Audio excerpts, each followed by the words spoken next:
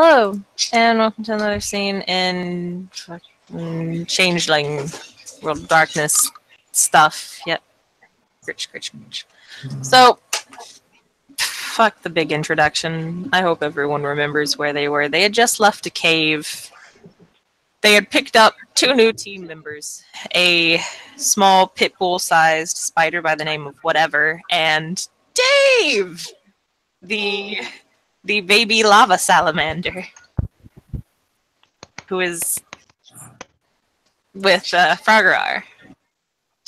So, off in the distance, everyone can see, well, everyone except for Karina for right now, we're getting there, can see that giant island with the active volcano kind of spewing lava down below the, well, Isle of the Dragons, where they're, once upon a time, where they rested and made little baby Jorgens, before they were all hunted to extinction, because,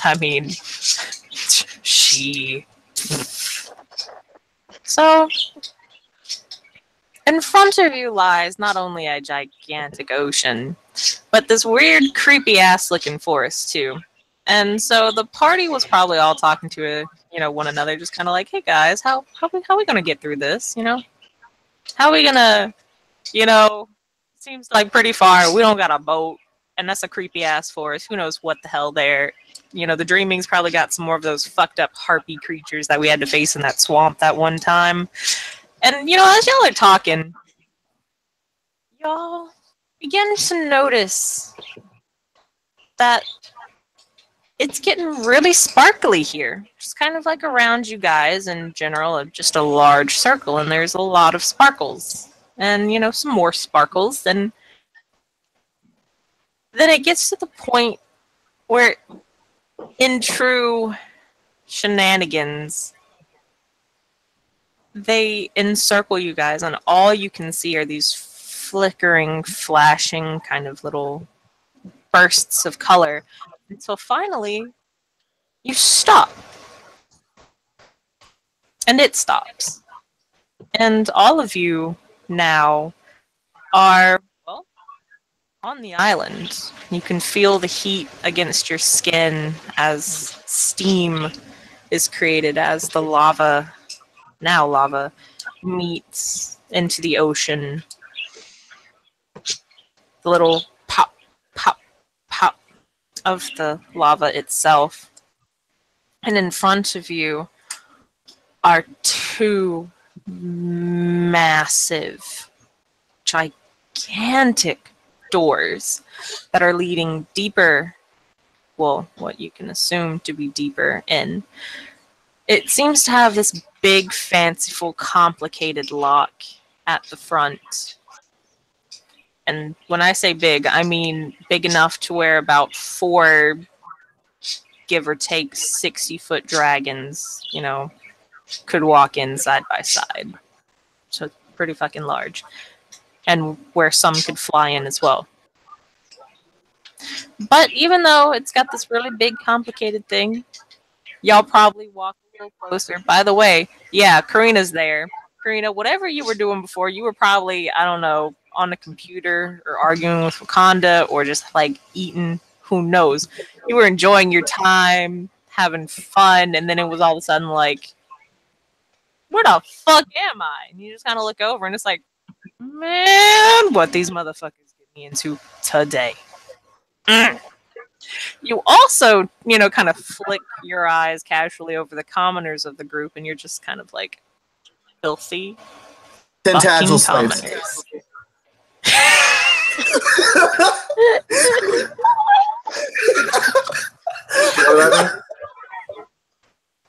Sorry. I'm so sorry, guys. I didn't hear what you said. What? It's okay. It's okay. Move on. So, yeah, they're there. It's just kind of What did he say? I didn't hear him. Don't worry about it. It's fine. We tell you later. Oh, did you say you give them Tentagel's face? No. No. His slaves. Ah, excellent.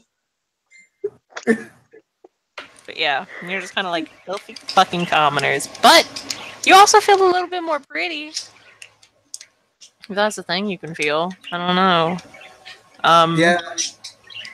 Considering her spec is wild, I'm just gonna guess that she looks like she's super fine, but it's more like, yeah, no, like now she's like an Amazonian princess now. Yes. Yes. Fucking toned muscles and could probably like crush a watermelon between her thighs kind of shit going on. I don't know. I mean, she's still kind of small, spelled SMOL, but yeah, her hair is longer, definitely way more unkempt. Jeez. Oh, and Rise is there, and he's got a little hat. There's whatever, the spider, just chilling. And then, in kind of, I can't remember, did he get a bucket for Dave? Or is he just holding Dave between, like, his gloves? He's just holding Dave, I guess Dave's on his shoulder, in his leather armor. Okay. Dave's doing his best. You can clearly see this little tiny baby lava salamander really wanting to, like, cuddle up to Frograr, but he's like, if I cuddle up to Frograr, his face will melt. So he's just kind of perched very carefully on, like, the edge of his shoulder. But the leather is starting to singe. Because he is lava. Fair enough. And there's his door. So, you guys were probably like, and, you know, let's just say the she or the curious pixie just kind of walked themselves up to this door. There's a smaller door, roughly, you know, humanoid shape. It's about the shape of, you know, a very large troll. So, you know, all the party members can get in.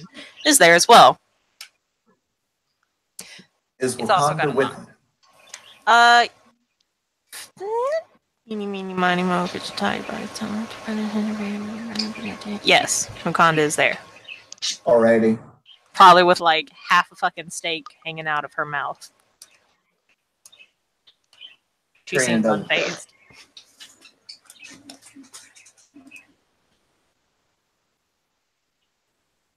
So yes, there is a door. Is anyone strolling up to this door? Because if not, Karina Savage Axe is just going to walk straight through that shit. Tintagel will immediately flick his hand out to stop her. He'll say, "If this is indeed the home of my housemate, then if they wished you not to walk through that door, it would be very unpleasant if you did."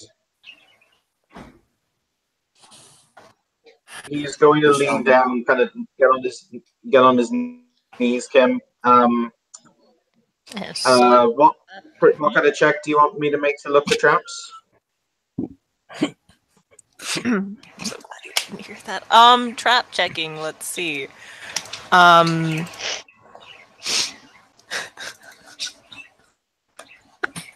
just roll perception. Perception crafts. Okay. For traps, can I roll perception survival?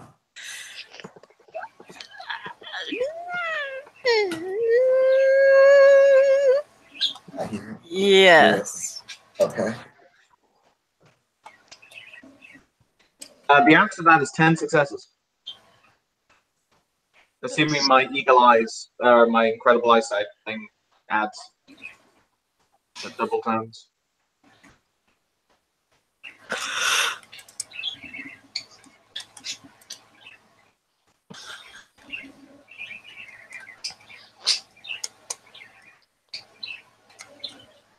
Yes. I will be fine. Yeah, you look. The door is very nicely created and crafted. As is the even larger door. It doesn't look like there's any traps though. Just looks like a very fucking hella nice fucking door that was created out of a material you've never seen before. But considering y'all are in the far dreaming, that's just about everything out here. Like even the water don't seem normal. But is the door trapped? I just no. I just said it wasn't. I apologize, didn't hear that part. I heard jerk. Okay. Another important question. Is this a work of craftsmanship I could never recreate? The really big door is, yes, because it was Okay. made by targets. I have to roll my antithesis. People, however, not Karina that she can open the door. It's a glamour roll and it's diff 8, isn't it, for your antithesis? Yes. Oh,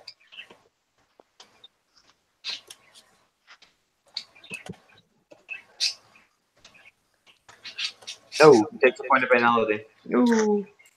No. Ain't feeling too good.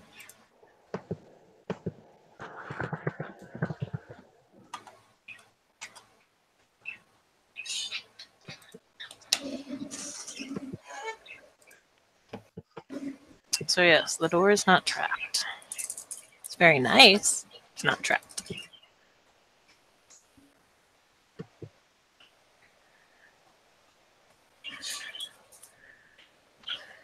In that case, push it open, I suppose. It's locked. Ah, dang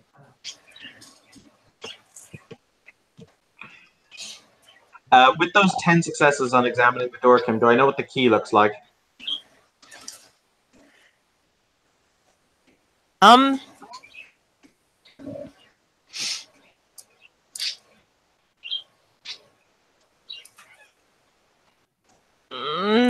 Like a word.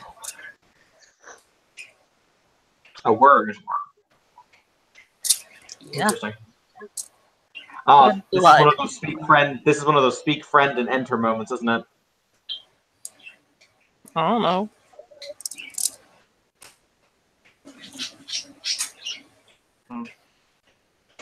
You know what? Fine. Let's just knock.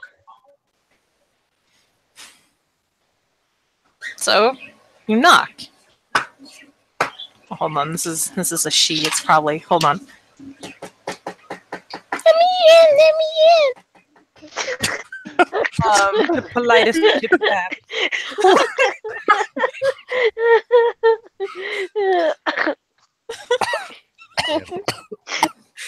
I can't even right now. Yeah, jeez. Knock. So you knock on the door, and there is echo as you hear it just kind of reverb through this room because the sound was magnified. And then you can hear like one or two footsteps, and then it just kind of stops, and then you can hear something yelling. And then that eventually silences as well. And then there is the pitter patter as someone approaches the door. And then out of the door, it wasn't really seen before, but there's a little slide, and it slowly opens, and two eyes are peering out at you guys. It's very obvious these are mechanical. They're kind of like Waves. clockwork eyes. Hi. Hello. Let's just. How do you do? Hello there. How are you? Hello. Let's just go with the honest answer. He will say, "Greetings. My name is Count Tintagel Flickerflame ap Dougal. I have and these are my retinue." He will say, denoting them. "I have business with your mistress."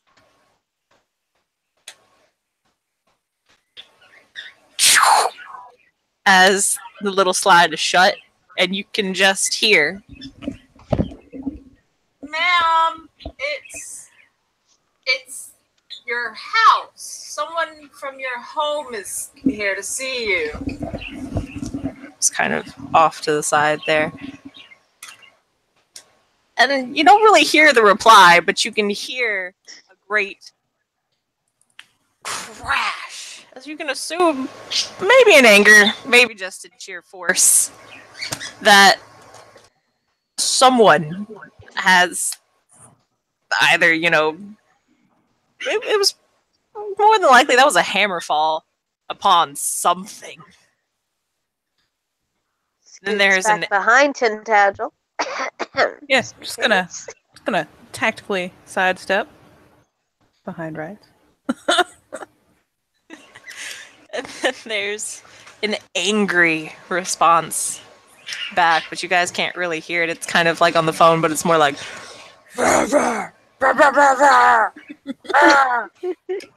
it's too muffled to really hear.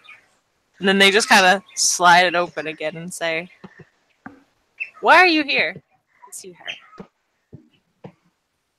I am on urgent business. That's cool. Why are you here to see her? Because within her hands she holds the ability to save many thousands of lives. Just kind of shuts the door again. You can hear. I don't know. It sounds like they're trying to like suck up to you or something. I don't know. To like heal people, like hold many like lives in your hand. Actually, hold on. I actually need to roll a flaw.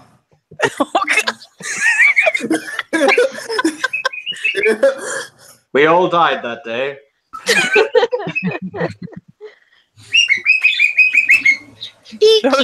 There's more giant migrating cockatiels. Oh god.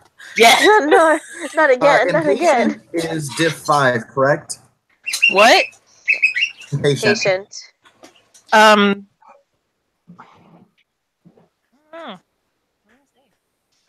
I think it might be diff 5 or diff 4. Seems like really low for an impatient, for like a flaw like I was that. gonna say. I It's don't a think small I've ever flaw, seen though. I've ever seen a flaw that was under 6. Let's see, it's a mental flaw. Number 9, impatient. Yeah, it's just diff 5. Okay then. Holy shit. Yeah. Oh, here we go. 2 successes, I'm good. Alright, good. She's just kind of sitting there, rubbing her tongue along her teeth. Mm-hmm. Overhead, there are, of course, this is like lava. You can see kind of, you know what? I think I actually have a picture for this, which you guys see as my birds start screaming in the Many background. giant cockatiels perched on the mountainside. No, I got it. Where's all the of picture? them craving flesh. Actually, I mean, I'm just saying. So y'all all see these. Jesus. It's so cute. Just kind of perched around these fucking cockatiel dragon dinosaur things. Just kind of chirp, chirp, chirp, chirp, chirp. I need you to Strides, chirp can I right have now. one? Look, Strides, can I have one? Don't look at me. That flies. You're the knight. I can't ask him. She I am a to the sheep. I am a squire, madam. Squire. Squire, knight. You're like assistant to some bigwig. Yeah, and I'm doing the best role that the assistant does. I'm keeping me bloody mouth shut. Now sagely Fine. looking at the door, adjusting his hat. Kim, I have to point out for posterity, the armor I just crafted rides comes equipped with a little hat. Continue. Oh my god, Yo, yes. Can the sheep fire exchange? My bad. What? I don't see why you wouldn't hear it. Okay. No, I just wasn't sure. It sounded like a whispering or something. Like, I don't No, think right, Rides just- has Yeah, a but word. No, right. The Rides word doesn't know the- He just shouts in the air, essentially. I don't know So- if Rides knows how to whisper. No, he just shouts at you.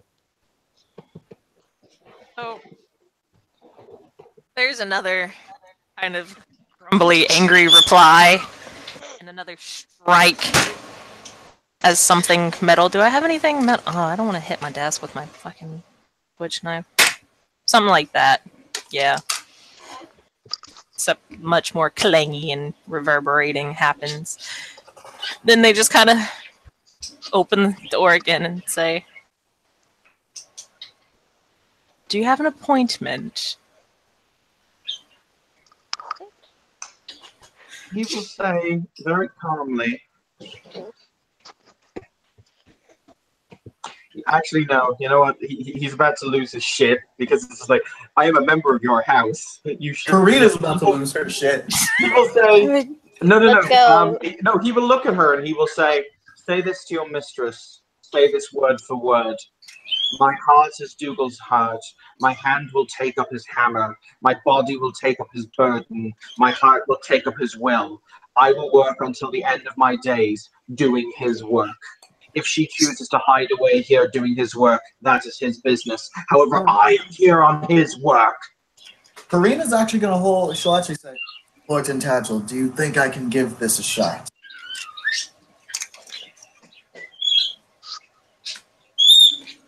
He's just waiting. If you want to talk, do your thing. He's Karina not looks going to. over and says, there is a very serious problem in our local kingdom. We are hoping to create something to help us with that. We believe that your mistress can help us make said item. We do not have an appointment. This is a bit of a, what does this human bitch call it? Walk-in. Yes. Walking. Okay. So we just kind of slide it shut again. And here, y'all just hear, yeah, so there's Tim, you like, got an echo. like the stuff they're talking about now is all just kind of like, oh, my heart is like Dougal's heart and I do his wheel and all this kind of stuff. I don't know. They're getting kind of angry. Want me to let them in now? Or you want me to keep pissing them off? There's another kind of grumpy reply. Just kind of, okay. I guess I should prepare the tables then, or something. Do we even still have tables? I think the cockabirds ate them all. I don't know. And they'll open the door.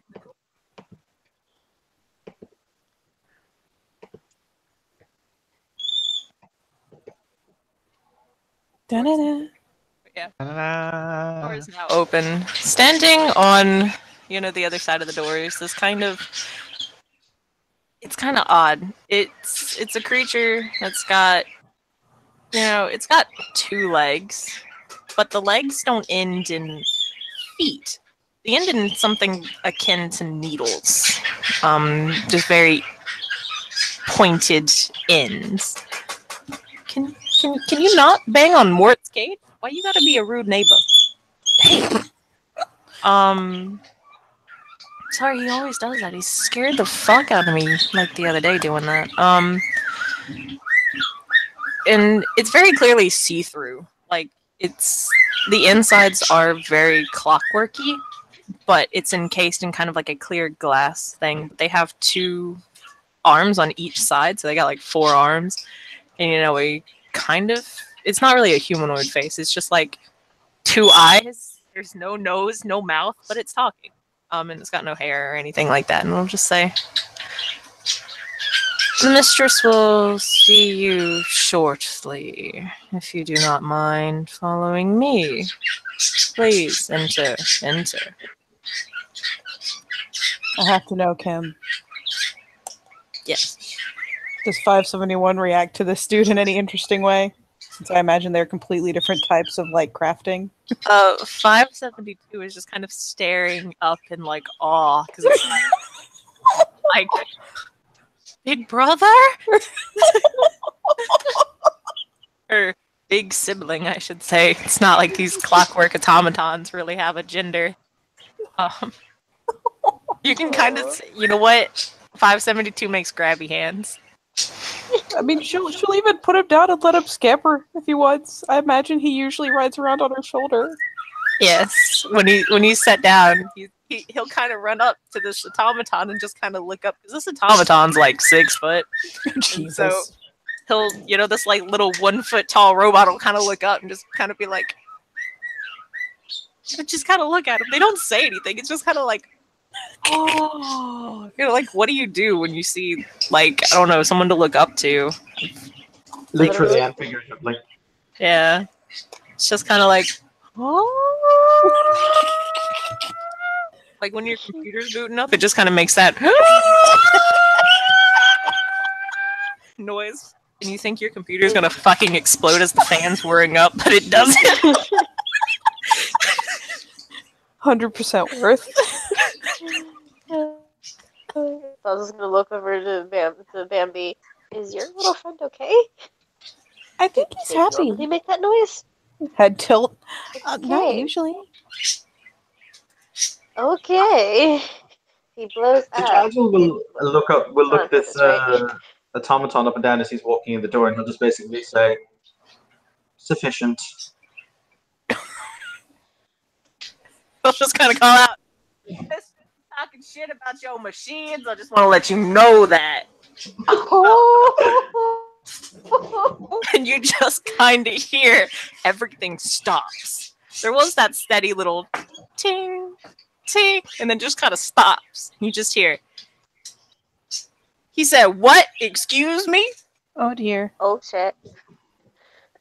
She should Hey, Flower, you want to come up here? She crouched down and put her hands out to try to see if 572 will let her pick him back up, because this might be shenanigans.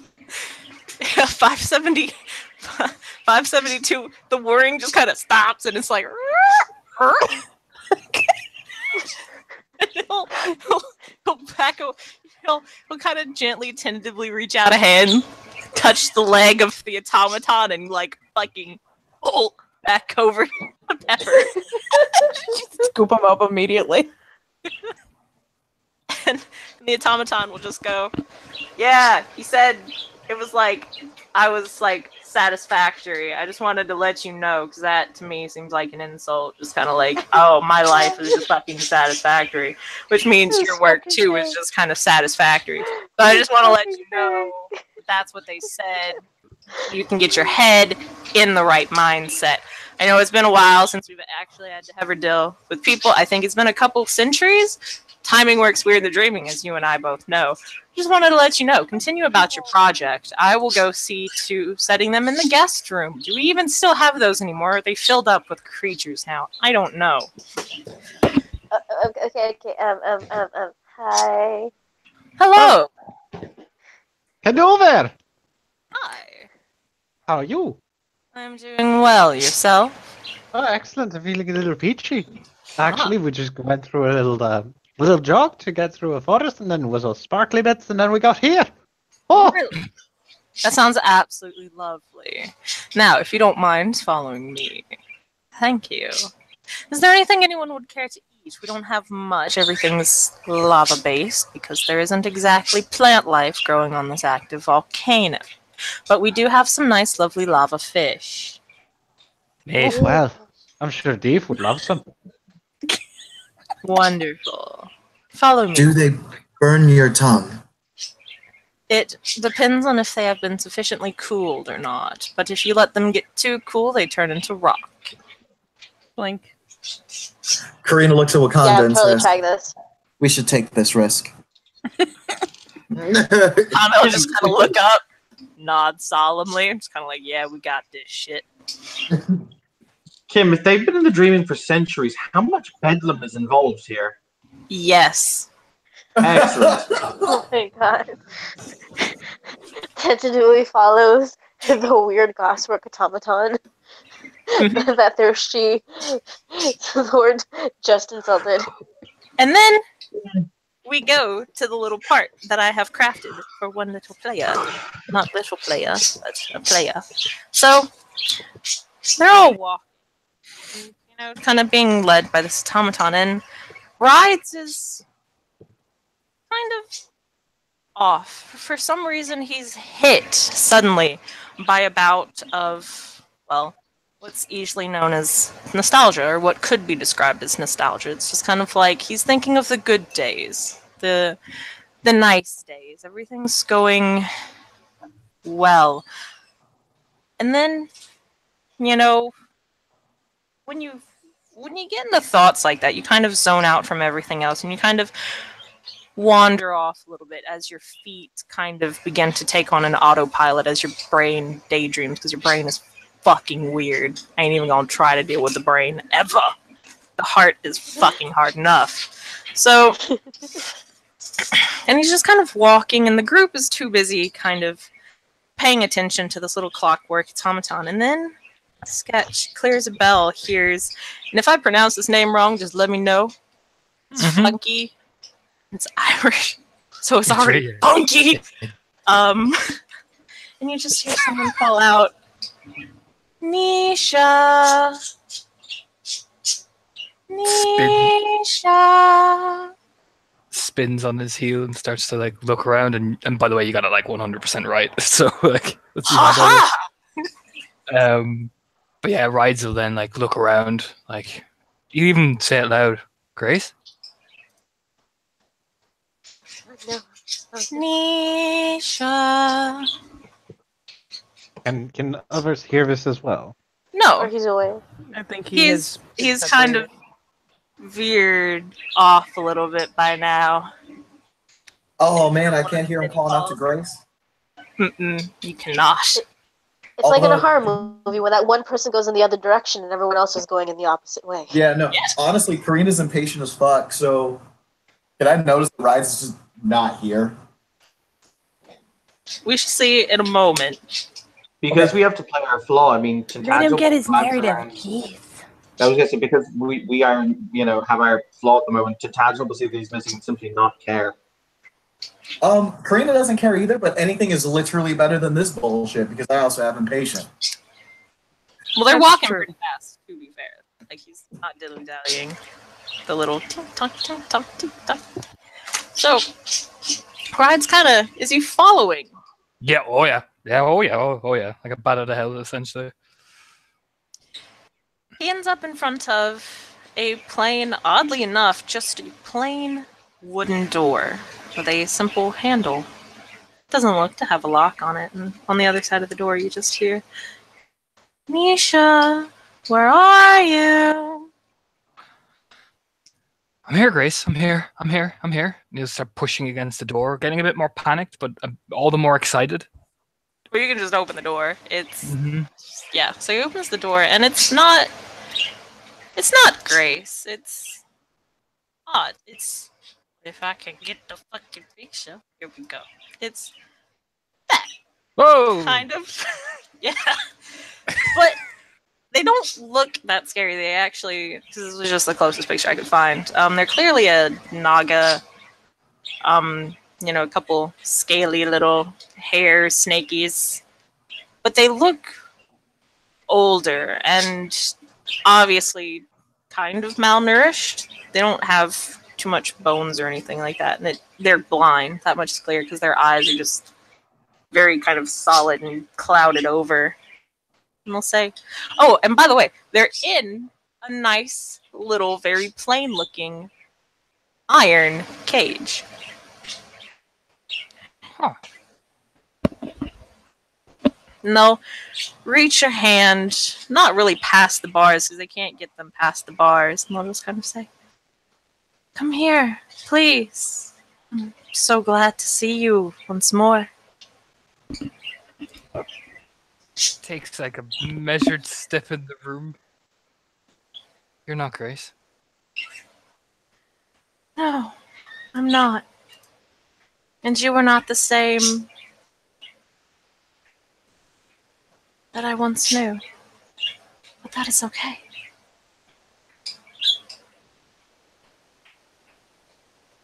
Please, come closer. Takes another big measured step, but like, really, really like nervous. How do you know my name? Because I know you. We have met once before, not in your current life, and before I ended up here. It would not surprise me if you do not remember me. I don't. Shame, but I need your help.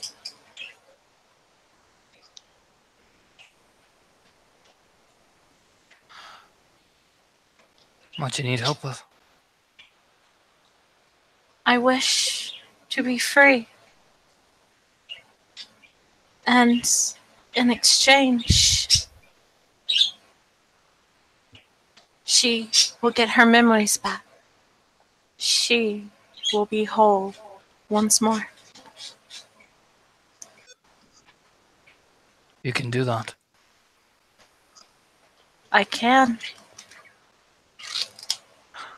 What did you do to end up here? It's not important.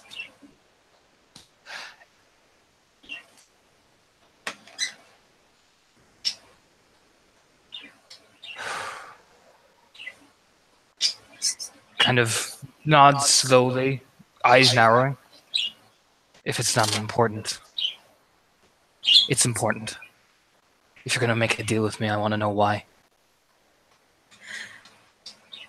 I stole something from the one who owns this place, and she did not like that.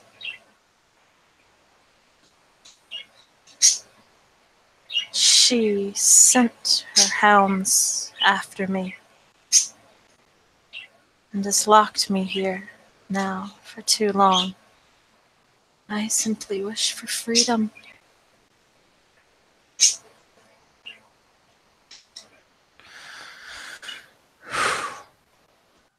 Just nods. If I let you out, she's whole.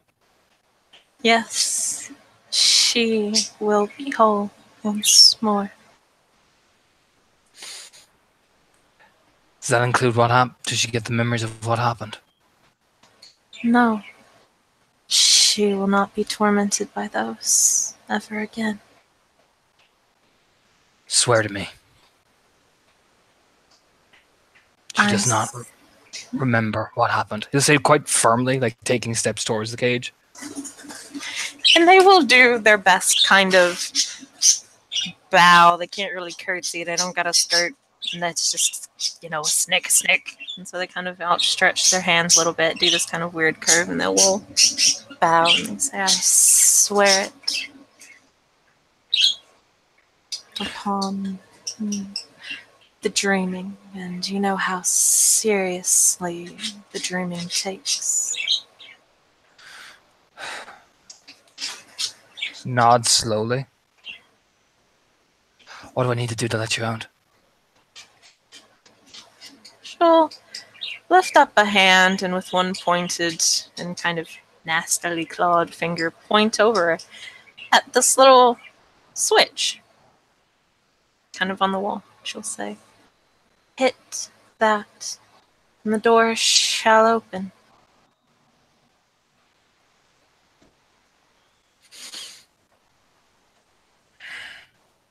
Takes a slow nod. And walk over very calmly before he puts his hands on the switch. Swear to me 3 times so it binds properly. Of course. I've already swore it once, but now I swear it twice, and I swear it thrice. You have my word. She will be whole. Her memory is intact, except for that night. In exchange, I get my freedom. Pulls the switch. And the door clicks open and slowly swings open.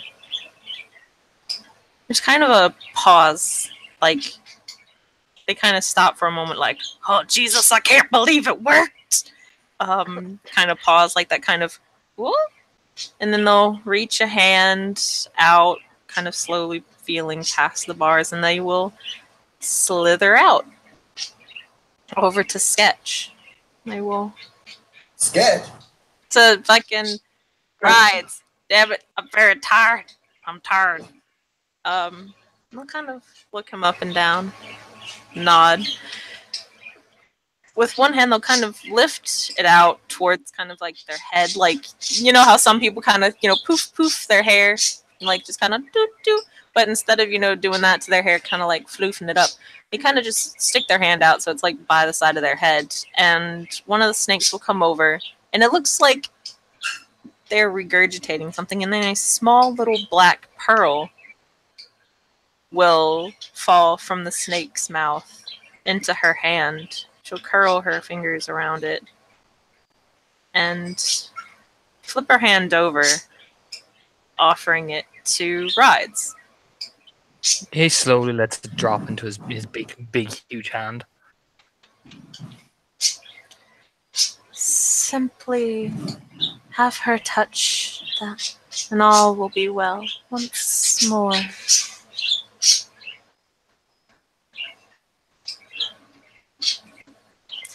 Nods his head. It's so good to see you again. It's best that you go back to your friends now. And do not tell the jailer, if you do not mind. I'm a man of my word.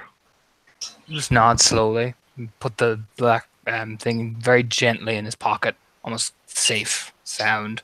Taps it even to make sure it's there. We'll just walk out very quietly, nonchalantly. She will slither out and make her way out. And so Torna unleashed death on the world. Anything for Grace. Believe that.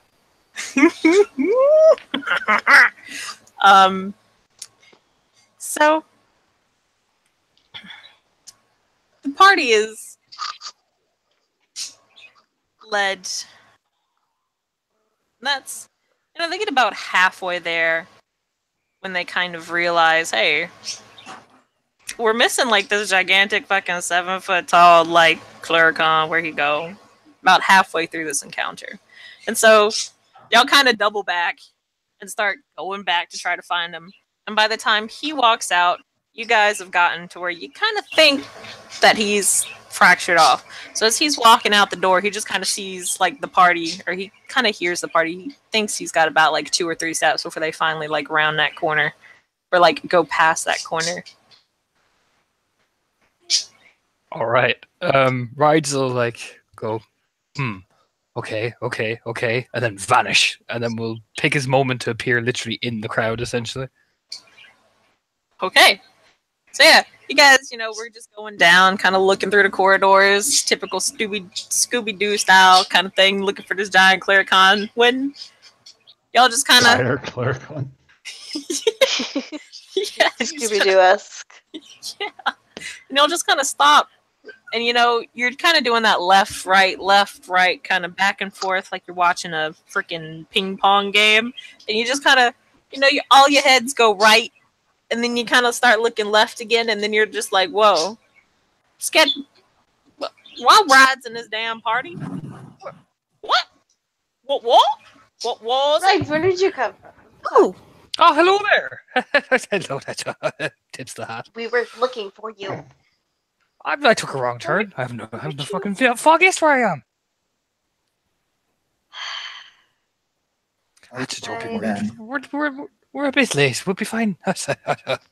Whistles innocently as he's walking beside Bambi. Making probably more leprechaun noises to remove suspicion. He thinks if I act more Irish, they won't suspect me. Wait. Does Belle suspect anything? She's got gut instinct.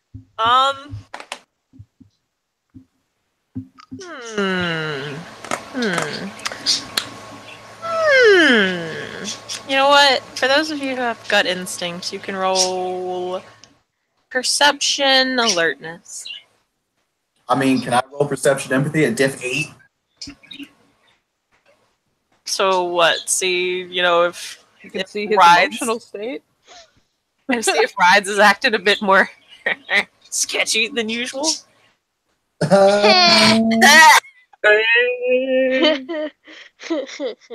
damn it. Oh shit, I got 2 successes. Oh shit. I'm mischievous looking. Oh, Tito. I've got 2 successes too. For gut instinct? Or the perception alertness? For both. Yes. Oh, you rolled twice? No, Tim rolled perception, empathy, I think, and she Yeah. rolled I have her gut instinct. perception alertness. Okay. For the gut instinct, you just get this feeling. You know, you're just kind of walking around, just kind of doing this thing. It wasn't a nice feeling to begin with. You're kind of in this very large, open, weird, mazy corridor-ish kind of fucking aisle with an active volcano just going off like right above y'all because y'all are like underneath the volcano and shit. Not really in the fucking magma pool or anything, but you're close. So you weren't really feeling all that hot, even though you're actually feeling very hot because it's very hot down here. And then you just kind of realize, you know, you kind of get this unsettling feeling that, man, oh no. You just kind of get this overwhelming feeling that something bad, just you know, just that happened. overwhelming feeling of just like bad, like either now or later. It's gonna be bad. Uh-huh. Wiggles her nose. Mm-hmm. Karina. Sorry. That's okay. That's all she wanted to do. Is just like, something else, all right. He keeps on walking, keeps an eye out. She's not about to die for these people. Oh my god, it was okay. Woo. Almost misread some shit in the side chat. I was No, as he's appeared and people are reacting, Bambi, when they realized he was gone, probably got damn skittish. And now that he has reappeared, has lost that edge, but almost immediately reaches out, kind of takes a hold of his gigantic wrist, like, yep, he's physically there. Everything's fine. Kind of visibly reassuring herself. Karina's just going stride up kind of next to the rides.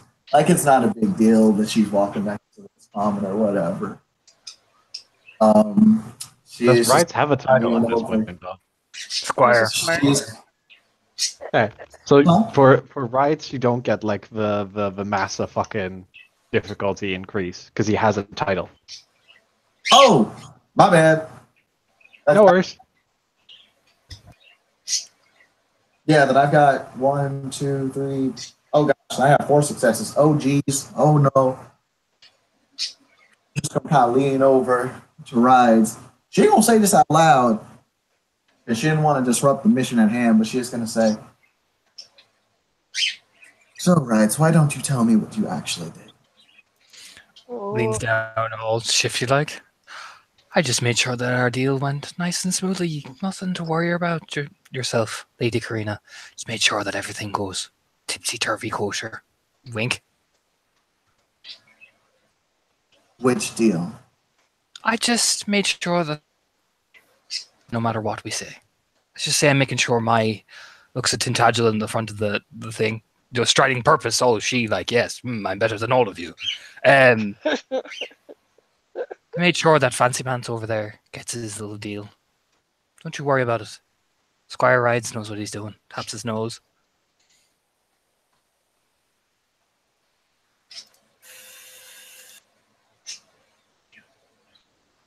And I'm so, going to state for the record, I don't believe a goddamn thing you have to say, at least for the moment. Puts his hand on his heart. Karina, I never ever let you down. As he's walking.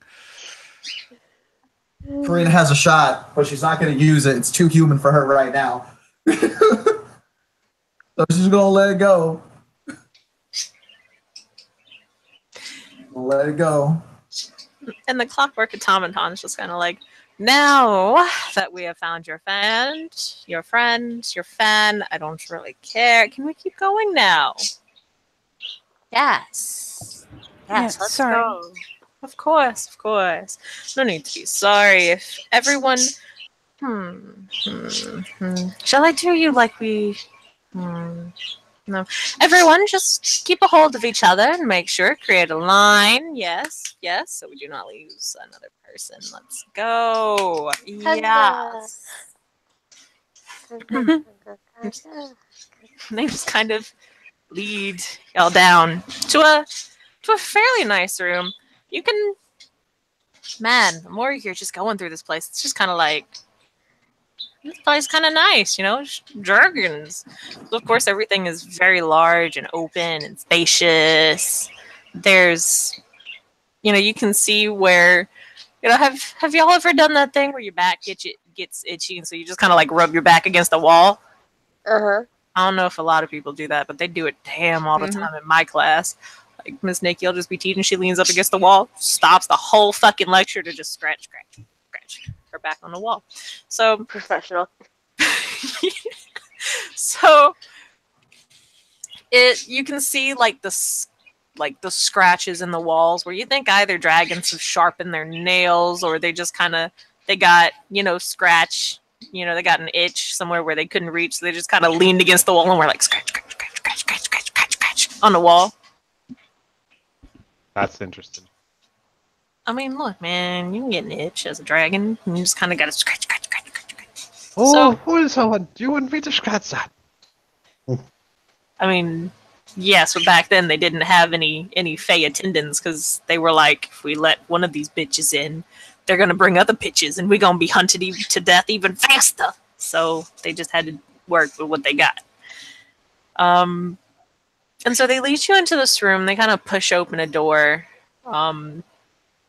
It seems like they've kind of repurposed everything because there were like massive doors, but you can kind of see they weren't able to push those open because, like, you know, unlike the fucking dwarves in Tolkien, you can't really just push open a gigantic ass door that easily. It just doesn't work. I don't care about your strength unless you got like strength 10, in which case you probably do it. Damn so it. they just I'm 3 dots short. Yeah. I need 2 more oaths, people. Then I gain 4 strength. Until you leave the dreaming, in which case it just goes back down to 2. So they've all cut out like little doors, like human-sized doors, where they can open it and go through, and they lead you into this room, and this was probably the dining hall of the dragons. So it's probably one of the largest rooms in here. And in the middle, there's this itty-bitty table. It looks hilariously, comically small compared to like everything else. And on either side, there's kind of like an opening in the wall, but it's got a weird, it's not glass, but you can kind of see this like magical sheen that's keeping the lava from pouring in, but you can see the lava flowing on either side of this wall. And on the other end, it's just like a blank wall, but it's got this big ass carving. Like, I'm talking damn, son. And it's very clear that the dragons have kind of done this. And it's moving and it's colored. It's not so much etched in there, but it is etched. It's like etched and it looks like it was painted over, but the paints are still very bright and vibrant. Probably some weird dragon ass magic. And they're moving. At the top, it kind of starts down. It looks kind of almost like a timeline, a gigantic ass timeline. So it starts off with the Durgans. And the Durgans are doing their Durgan thing. And they're just kind of like having fun. You can see they've got mouthfuls of these odd chimera that you've never seen before. You know, they're at the top of the food chain because they're like, yeah, we're Durgans. You can kind of see them having fun at the top and eating and hunting. And then you kind of see them.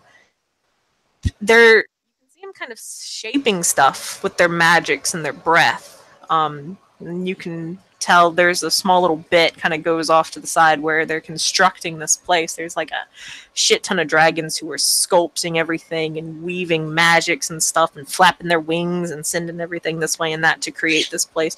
And then there's another one where it's kind of older dragon. They're all of different colors, by the way. It's just like a rainbow. And there's this older dragon with a whole bunch of little whelplings kind of sitting in front of them, teaching them. You can assume they're teaching history because you can see the dragon's mouth opening and closing and opening and closing. Kind of like that.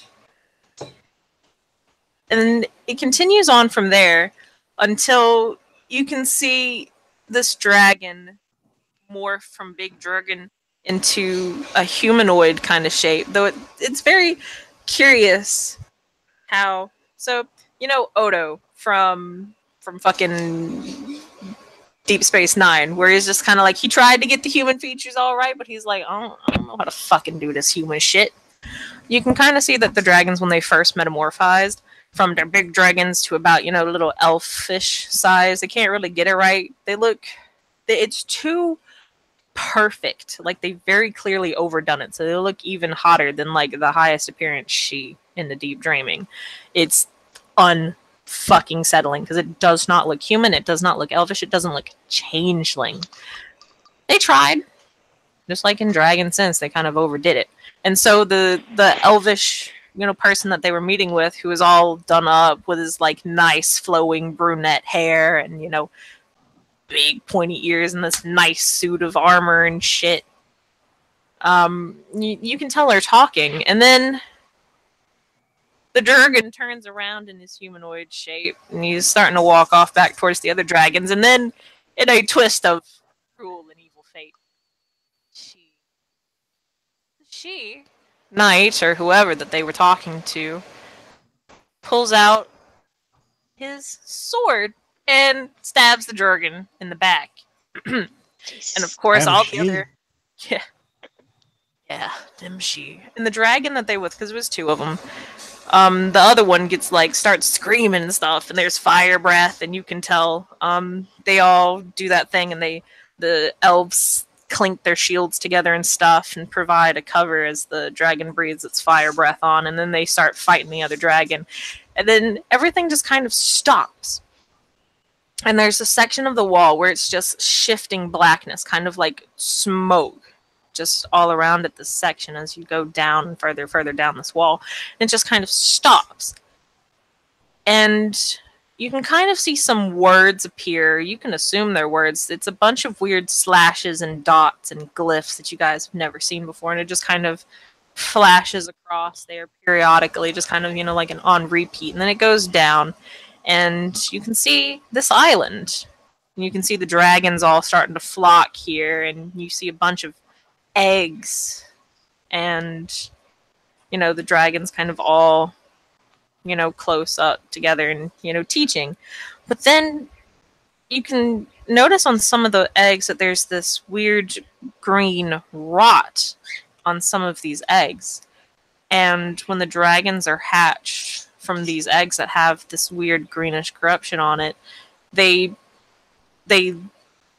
look very weak because it shows you, like, when they're pecking out, and they can't even get it out of the egg. They can't even get out of the egg, which, for like birds and shit, if they can't really, that's why you can't really assist them getting out of the egg, because if they can't make it out the egg, they're probably just not going to make it at all. So, they just kind of die.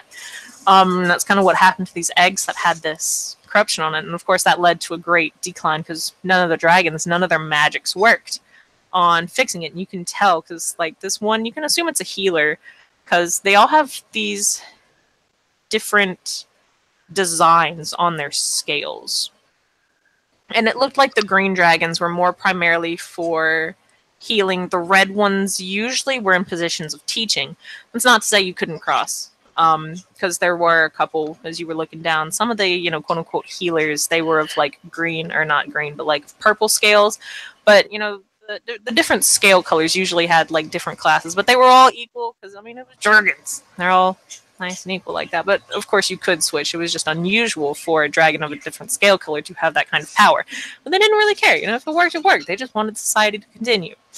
So it's this green dragon who's kind of breathing like this purifying breath onto the corrupted eggs, and nothing worked. And then the eggs the dragons died. The little baby dragons. And you can see that slowly over time, less and less dragons are showing up to this island. Until finally, there's one dragon that walks in as all of the other dragons leave. And then the doors are shut behind this one dragon. And that's where the end of the wall is and the end of this story. Oh. And then there's a table in the middle, and it's got, like, some fucking lava fish and shit on it. It's a very nice table. And chairs. Is there anything to keep Pepper from, like, kind of gravitating, walking around this wall, kind of touching it, just following the story? Well, it's going from, like, up to down, not really side to side. It's kind of odd because this room is taller than it is long. But there's nothing stopping her from going and, like, touching around the bottom portions of the story. Yeah. She has eyes the size of dinner plates and just kind of ends up ambling that way very distractedly, even touching the wall, just looking up at the story, following it best she can. Frogger will do much of the same, actually. He'll see if he can't recognize some of the dragons.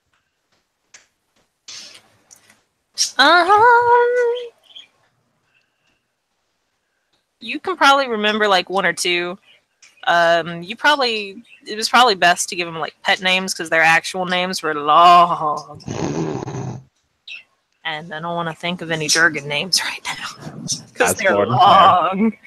That's more than fair. So you probably named them like, you know, shiny scales, or you know, they took on quote unquote like They took on deed names comparable to werewolf or some shit, or like exalted names. yes. If you just stay exalted names, you're good. Yes. Excellent. You know what? One of them was fearless motivation. Fuck the police. And it was a fucking golden dragon. That's the one you remember. This one was known for being a little shithead. But they were fearless while they did it. Gosh darn it. You're welcome. So, the little clockwork automaton, I say little, but it's like 6 foot, will walk you guys over to the table and just kind of say, yes, please sit where you wish. Of course, the one head of the table is set for my lady. The other head of the table, the other end of the table is, I guess, for whichever she kind of gets there first. I don't care. Y'all can fight for it. That would actually be really amusing. I haven't seen a good fight in a while. And he'll actually lean down to Bells, and he'll just kind of, you know, it'll whisper, but it doesn't really whisper. Have you ever seen like Leans over immediately. yeah, like okay. You want to see the funniest shit ever? Place like a crown and say it's got some important title to it or whatever hooked on it, and you set the title. You set that crown in between two she and just fucking watch them go for it because they'll murder the shit out of each other for it. Best thing ever. I did it once. I was then told to never ever do it again or I would be killed. But greatest time of my life. Oh my god, can you come back with us? You're fantastic. Unfortunately, no. I have to help. I have to help my lady. Here. Then I will come back and visit you. You know what? Shake hand. That's fine. They'll reach with one of their hands, just kind of shake. I'll set a table for you. Goes back to seeing whether or not the two she will actually fight for it. Fight over the chair. Chair of power. I just have one fish here. Is the fish here? The fish. Yes. They're other lava fish. The condor fucking with the fish. Oh man, distracted. Distracted. Fuck. I'm sorry, the chair is fighting over a chair. Civilized folly. That's not something she do right now. Damn it! Why can't you be like? Why can't you be like all the other G? You have disgraced your family. Gosh, diddly dang darn it.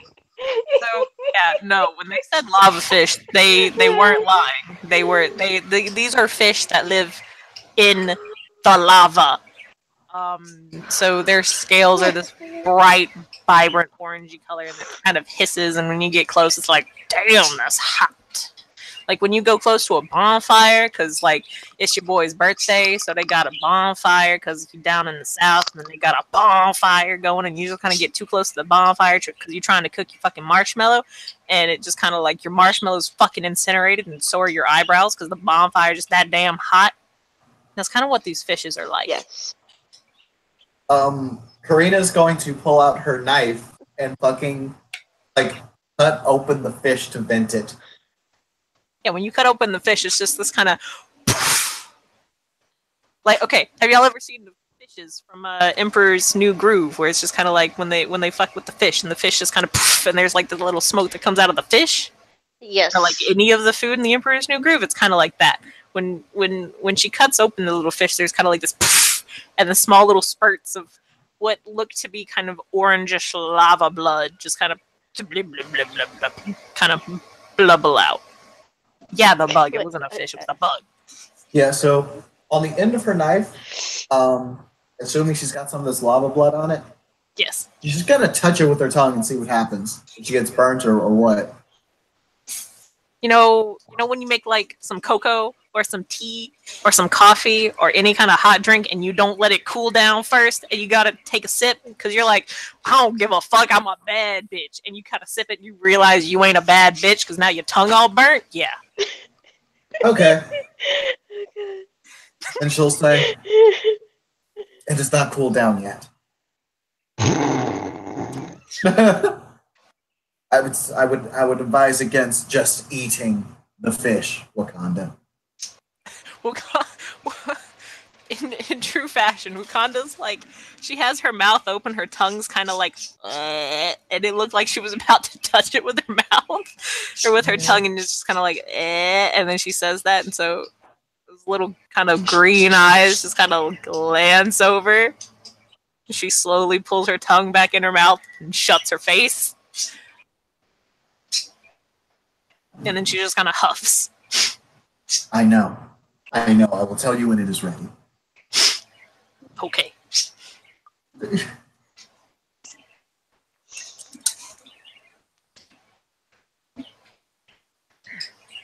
Oh, yes. Now that I think about it, since the Clockwork Automaton, I probably should get all of your names so I know everyone's name and how to properly introduce you. Because, see, and it'll kind of lean down over to Bells again. Have you noticed like anything different with the two sheets? Because I've noticed that too. Like when you come into like the far dreaming or the deep dreaming or just even the near dreaming with she, they get all like uppity and shit. They're more she. They're just extra. Yeah. Extra. Yeah. But I think we're all like that. Like, points to Rides. He did not have a bowler hat, and you know what? He needs a bowler hat in his regular life because the thing is fantastic. Well, y'all are just weird. You see, I'm just a chimerical being, so I don't really have any weird shit like that usually happen to me. But yeah, so like my lady, she doesn't really how to best colloquial term. She don't really fuck with most people that aren't like she. It's not because she don't like you guys. It's just because the dreaming is a dick. Yeah, dreaming's like that. She's but, yeah, they're just extra. Yeah, it makes you feel any better. She's kind of nice when she's not in the dreaming. It's been a while since she's been in the dreaming. I think the last time. Oh Jesus, it's been a while since we've been out of the dreaming. You don't say "Oh Jesus," they say "Oh dreaming" instead of Jesus. It's just dreaming. Oh dreaming. It's been a while since we've been out of the dreaming. Question. Yes. How mentally fucked are y'all two? You see, you probably should have asked that before you came into our home. And even though this I wasn't the one that asked. Let's leave it at that. Even though this thing doesn't have a face other than like eyes, you can see it kind of smile, and it's very fucking unsettling and creepy. But it will lean back up again and it'll say, as I said, what is everyone's name? So I might get your titles and niceties so I can introduce you properly when my lady shows up. Q Bell's doing the cuckoo cuckoo sign with her hand around her ear. I hope you know I can still see that. It's still valid. It's still valid. And so are you, my dear. Yeah. Well, They're no in, one a, else can in a storm fury of House of Seeing. Oop.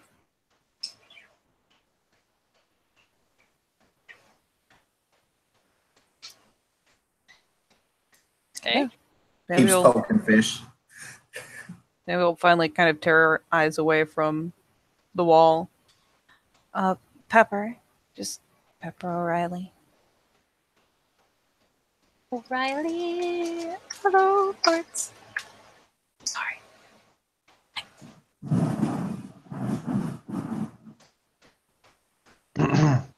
Merely Frau Grar.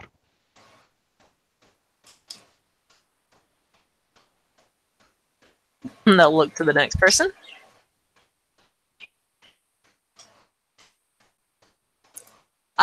Kincaid.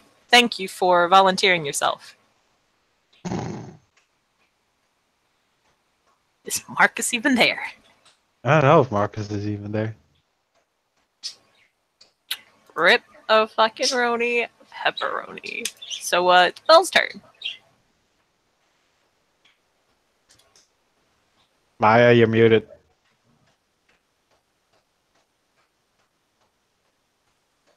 Bells will stop early her cuckooing. I'm Bellatrix. Bells.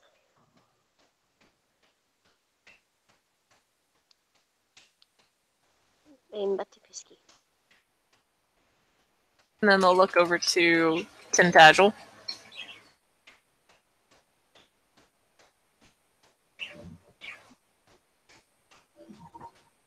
Is this dude there now? Damn. I'm there. Yeah, sorry, what's looking at me? My apologies. They're asking for names now. Constant Tagil, Flicker Flame, Abdul.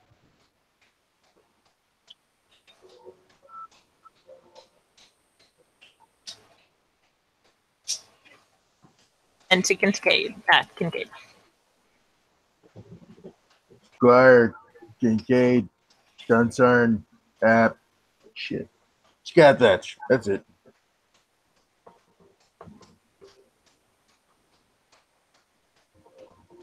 They say, when he says he's a part of Scathach, the little automaton just kind of tilts its head ever so slightly, and you can hear the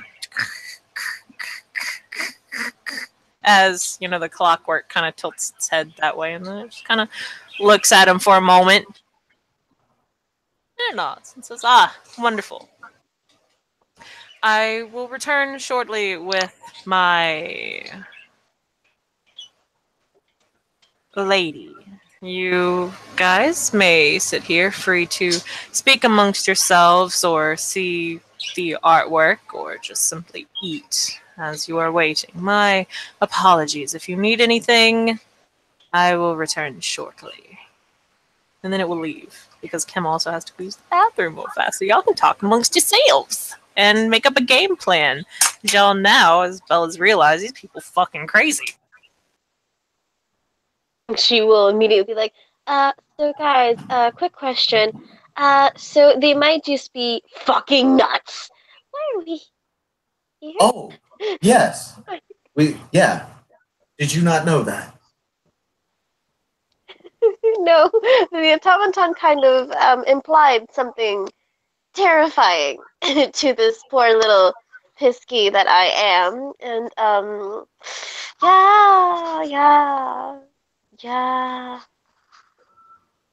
yeah, they've been here a long time. Oh, well. Wouldn't be the first time. Karina's What do you mean this is the first time? But- What do you mean? hey, Maya, how creepy can I be right now? He's Belle. super creepy. I love it. Hey, sorry. Got a crazy high diff to interact with you, and yeah. She's just Karina's gonna walk up, cut Belle's Rihanna looking face right up in her hands and say, "We will ensure that you are protected. We have done these things before." I thank you, my lady, and hope all goes well, considering everything. We are in their territory. We are under their hospitality, yes. Eat up, right?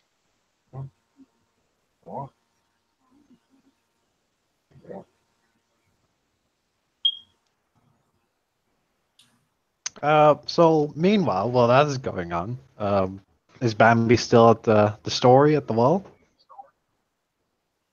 Yeah, totally. She's been looking it over probably several times over by now, and has several times you'll see her like reach up to try to touch various parts of the story. But seems pretty wrapped up in it. Does this one fascinate you? It's a very sad story. That it is. Do you want to hear a better one?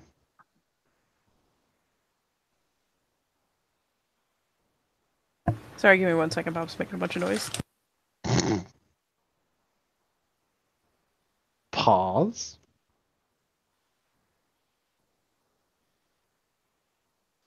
Okay, there we go. Noise has stopped. So sorry. Say again. Do you want to hear a better one? I don't know. Does everybody know this story? Not exactly. New to me. Not exactly, but I can recognize one of these. Which one? Particularly this one. And he points to like a large golden dragon. She'll actually probably like kind of have to take a step or two back to see high enough up on the wall to like take it in properly. But she does, very tentatively. Who's that? This one has a very strange, a really strange name. So it gave itself a name to be easily recognized by those who can't really pronounce the draconian tongue.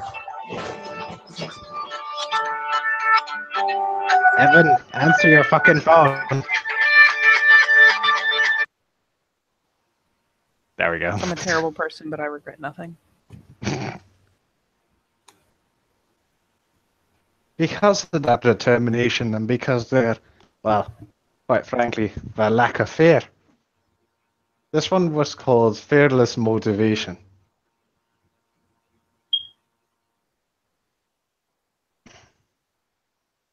And in their heyday,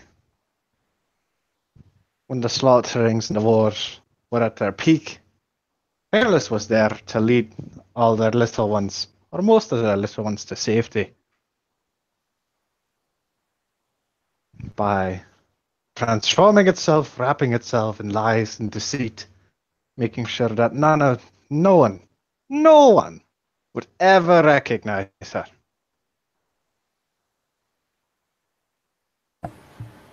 And she will continue, even as he's telling the story, staring more so at the pictures, maybe hunting out where that particular dragon seems to reappear. Though eventually she like kind of blindly reaches out towards one of his hands and kind of goes, "Can you pick me up?" Like pointing at it. Sure, here, I'll set you on my shoulder. And just dink. Yeah, she thankfully does not react hilariously to being picked up because she is used to being scooped, and once she is set on the shoulder, kind of takes a moment to wiggle into place so she has some balance, but almost immediately kind of leans forward to touch that particular image on the wall. Even though it was bright gold, no one ever saw it. No one ever knew it was here, and no one ever knew it was leaving. And none ever realized that it took hoards, treasures, little dragons, eggs with it. All for the safekeeping and continuation of the race. Legends say that somewhere it's still busy saving its kind. Who knows? It might still fly around here somewhere.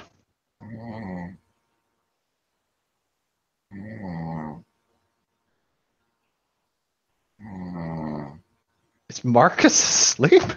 He sure is. Holy shit, Marcus fell asleep.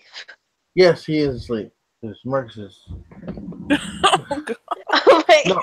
No, Marcus twisted his ankle and is on meds that are killing him. Sure, currently. Oh no, You, Marcus. good sir, you should take care of yourself. So.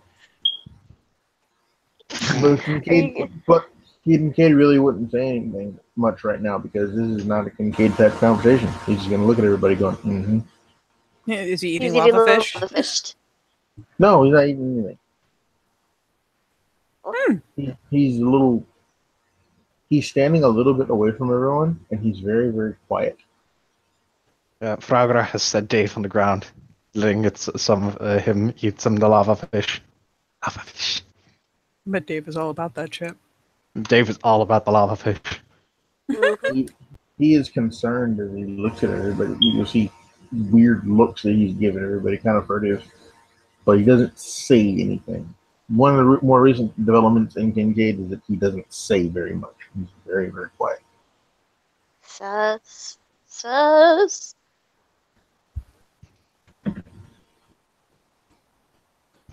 Terrorist motivation is one of those dragons that you don't exactly see very often. They're one of those, well, for lack of a better word, people that just shows up, does something, and leaves. To be fair, I don't see many dragons very often. No. They're very, well, sadly, they're pretty these days. Very. And she'll at some point kind of reach over, maybe even prompting him to like sidestep a little bit so she can reach it, but reaches out next to try to touch like particularly the image of the eggs as they've been affected, as they've got this this weird green rot on them. Just very, very open book, really, expression wise. It's just it kills her. Even to see it as an image in a story.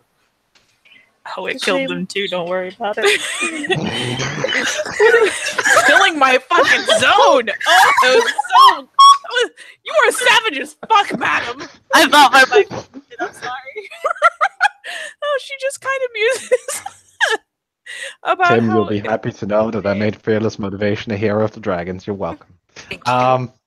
He just says something like, about how it's a shame that we couldn't have made something like this back then.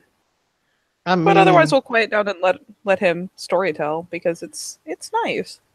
Actually, Kim, can I make him a remembrance roll about that particular rot? Yes, you may.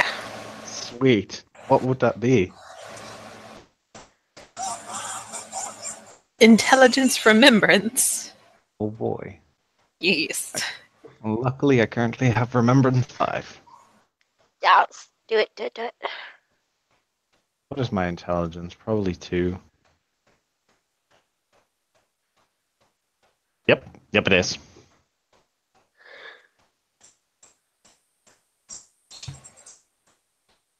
Come on, Discord.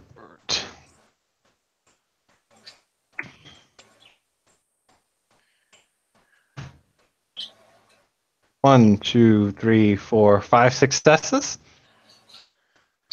Okay. So, mi amigo, you Fargar looks way back into his memories, which he remembers lifetimes of, and he's just kind of like, ooh, do do do do do. So he's going back, and he's thinking, and he's trying to go back. And he remembers one of his dragon buddies, like one of the very, very few dragon buddies that he ever really talked to. And they told him the tale of this rot. They don't know where it came from, but one of the dragons went out. They were scouting, looking for a new home. They were trying to create a backup because they were all afraid that one day the She would find them here. For such magnificent beings to be afraid of such itty-bitty little peasants was kind of amusing. But they were out searching for a new home, just in case. And when he returned, this one particular dragon, she had a rot that was growing on her. It had embedded herself. The scales where it touched were just pretty much destroyed. Like if they would pull too hard or if too much would happen to these scales, they'd pretty much just fall to mush. It was eating her alive, pretty much. They had put her in quarantine, afraid that it was going to spread, and unfortunately it did. Everything that the doctors, the healer dragons tried to do, it just didn't work. Every kind of magic they threw at it, every kind of herbal remedy they tried, lava they tried, rare plants, everything, and nothing worked until eventually it got into her bloodstream. Of course, they didn't call it her bloodstream. They called it something akin to it got into her spirit. It traveled throughout her body, corrupting it. But of course, Frogger was like, that's probably like bloodstream in dragon terms. And it just ate her away, and eventually she did succumb. It took quite some time, actually, for a larger dragon. She was one of the larger ones. She was a fighter and explorer, of course. And eventually, as they were disposing of her body, a little fragment or something got into the hatchery, and it just spread throughout the eggs there. Some of them were saved, but it did cause a decline, considering dragons don't really have eggs very often, and when they do, they don't have many. That's why they're kind of very rare and cherished.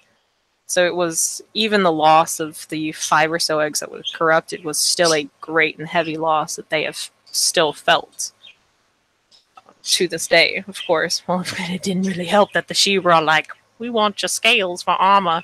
Da! That's pretty much what happened. Eventually, everyone who had it did end up dying, and they were much more careful with disposing of the bodies and, well, unfortunately, the eggshells. So it naturally just kind of went away on its own. But there are rumors, if you go to the burial sites, that it's still there. It's kind of, like an old disease out in the Arctic that's been frozen. Them parasites and bacteriophages. If you want to put a twist on the science of dreaming. But that's just me. I just like science in general. Okay. But nothing on. He wouldn't remember. He wouldn't know or think anything of where it might have come from. It just comes from this one dragon that all of a sudden showed up with this rat carrying it out on its back. How many successes did you get again? I got 5. Okay. With your 5 successes, man, you know what that really sounds similar to? Like what happened to the Jurgens, what that really sounds similar to that you're actually going through currently? That typhoid. Ooh. Because the corruption that it's going through in the dreaming, y'all flew overhead. It's this kind of greenish, blackish rot that's been eating its way through the dreaming as well. And when it corrupts people, this kind of blackish green corruption appears throughout their veins and on their skin, spreading through them until it kills them.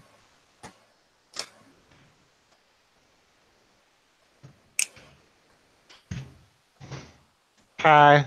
I've just typed up everything. It's just like, oh boy. Oh boy. Oh boy. Okay, so yeah, Frogger's gonna be silent for a moment. He looks at the eggs. What Bambi will notice is he looks at the eggs, and then he's in the middle of a story, and then all of a sudden he stops. It's just like, oh no. Oh, for what it's worth, most of the time he's been talking. She's been looking at the wall. She's been touching images. She's been studying it, but she just kind of like lets him speak on in the background, kind of giving the audio to go with the visuals. And it's when he stops that she finally kind of breaks her gaze away from the wall, looking at him, like kind of studying his expression from her perch up on his shoulder. Oh no. And I'm gonna peony you to see how oh no this oh no is. I'm like right up in your fucking face piece. Are you just gonna bend over right in with your face and his face and it's like, hello? I mean, she just has to like turn and look to one side. There's your whole head. That's only 2 successes because damn my lack of specialties. But how oh no is oh no? Like, is this like? It's an oh no. It's just like he already thought the disease was bad news bears. He already thought the rot was bad news bears. Now it's bad dragons bears. No, goodness, it's quite a escalation. Exactly. Sorry about the phone. By the way, Kim, my mother says hi. Sweet. Yeah, she kind of reaches out and lightly like touches his cheek. What's wrong? You see that? Yeah. He like very gently points at the eggs in the rod. Do you Yeah. know? That looks an awful lot similar to the rot of the dreaming. The And one now. the disease. I haven't seen it.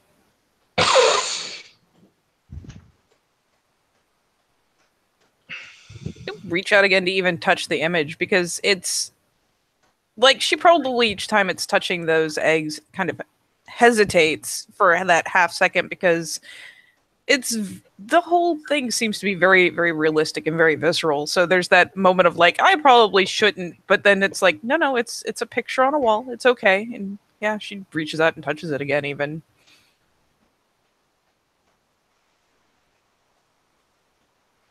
See, ooh, Did they ever get rid of it? Did they fix no, it? no, I don't think so. They never found a cure. Oh, it's said that the disease itself was still frozen in time in the burial site of the dragon. Oh no. What if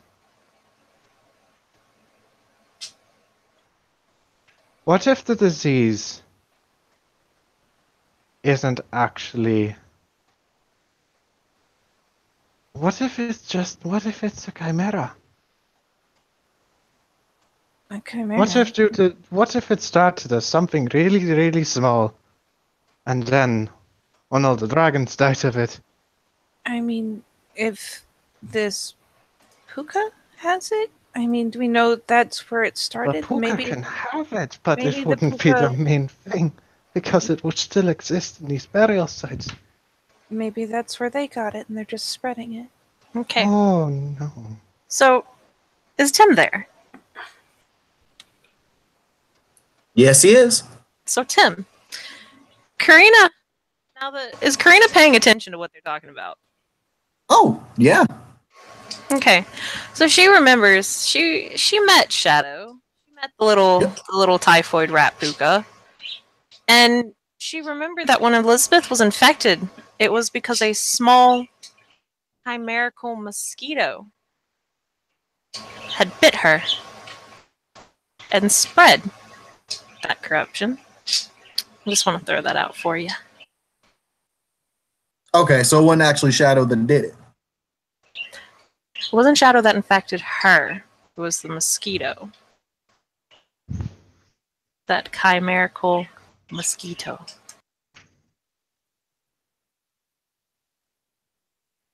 Oh no. Yeah, actually, yeah, Karina's gonna say.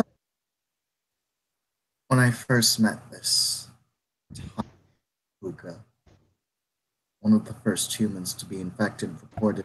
You're very, very quiet. I can barely Very, hear very you. quiet. I'm right in front of the computer, guys. I don't know how much else I can do. I'm sorry. I'm sorry. This is as best as it can go. Turn me up if need be. I'm gonna turn you up. Yeah. This is if I'm still quiet, I'm pretty much in front of my speaker. Okay. Okay. Go ahead. Like, okay.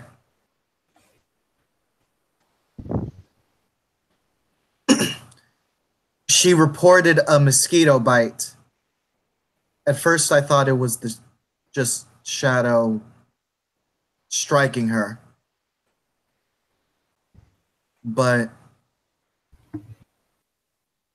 later, when I checked, there was an actual mosquito bite, at least on her.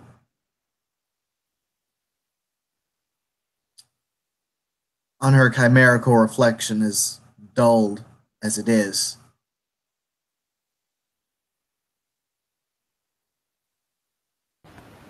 What if, Your Highness? What if Kefin society has got it all wrong? What if it's not one puka spreading it around? What if it's an entire chimera looming in the dreaming? One weapon would not be enough to destroy this. It would need. It would require a balefire of massive size to cleanse this. Are we all together, Kim? Sorry, I will admit I zoned out. Yes. Tintagel will laugh, as in actually, like, he'll, like knocking his head back and laughing. Evan's slightly too tired, so he's not going to do the laugh. Okay. He will say, "What I'm making is not just a weapon. What I'm making is a..." He contemplates. I'm trying to think how to phrase it. Sorry, once again, he's being much more emotional than I am. I'm just really, really tired. He will say, "Think about it like this." He will open up his hand and he will say, are we in some kind of waiting room, or where are we physically? We're in a giant dining room, essentially, or a giant chamber with a small dining table at the center, and that whole story she told us is depicted in pictures along the walls. On the walls. Okay. He'll say... And reaching out and touching them. He'll... I'm trying to think how he'd phrase it. Yeah. Unless you can unmake the whole disease, what can you do? That's rather the intention. It will unmake what is anathema to health.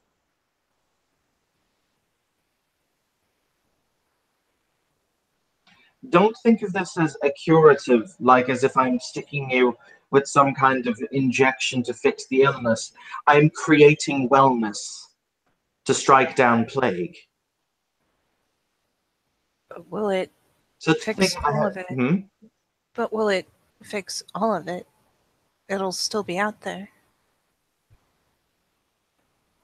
It'll still be where these ones were buried. She even points at, like, this time not at the image of the nest that's been, like, stricken, but in fact, like, over at the even more heartbreaking image of, you know, these baby dragons too weak to get out of their shells, just laying there in them with, you know, weak cracks and stuff. If it's still where all of them were buried, what keeps it from coming back?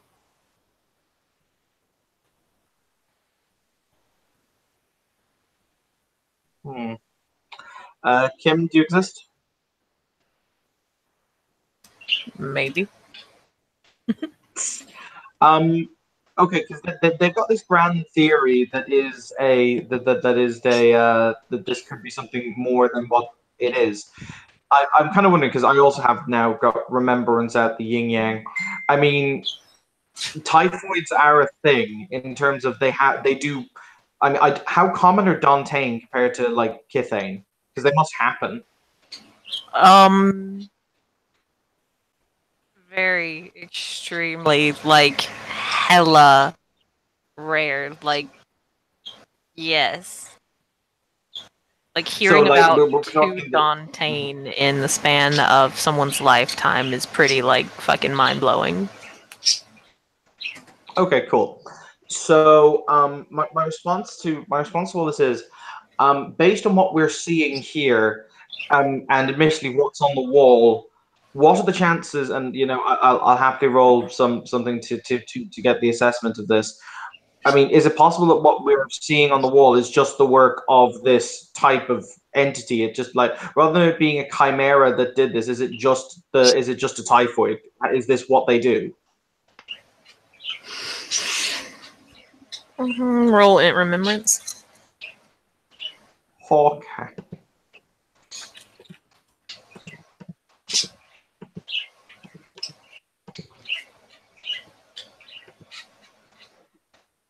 I'm going to spend a sweet, sweet willpower. 1, 2, 3, -1. So 3 successes with the willpower spent.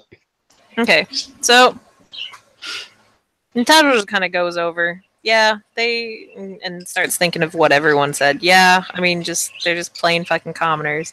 But he's like, maybe they have a point. Maybe, I should kind of go back through my vast storages of knowledge and actually, like, listen to everything that they said. So, no one's denying the existence of the typhoid.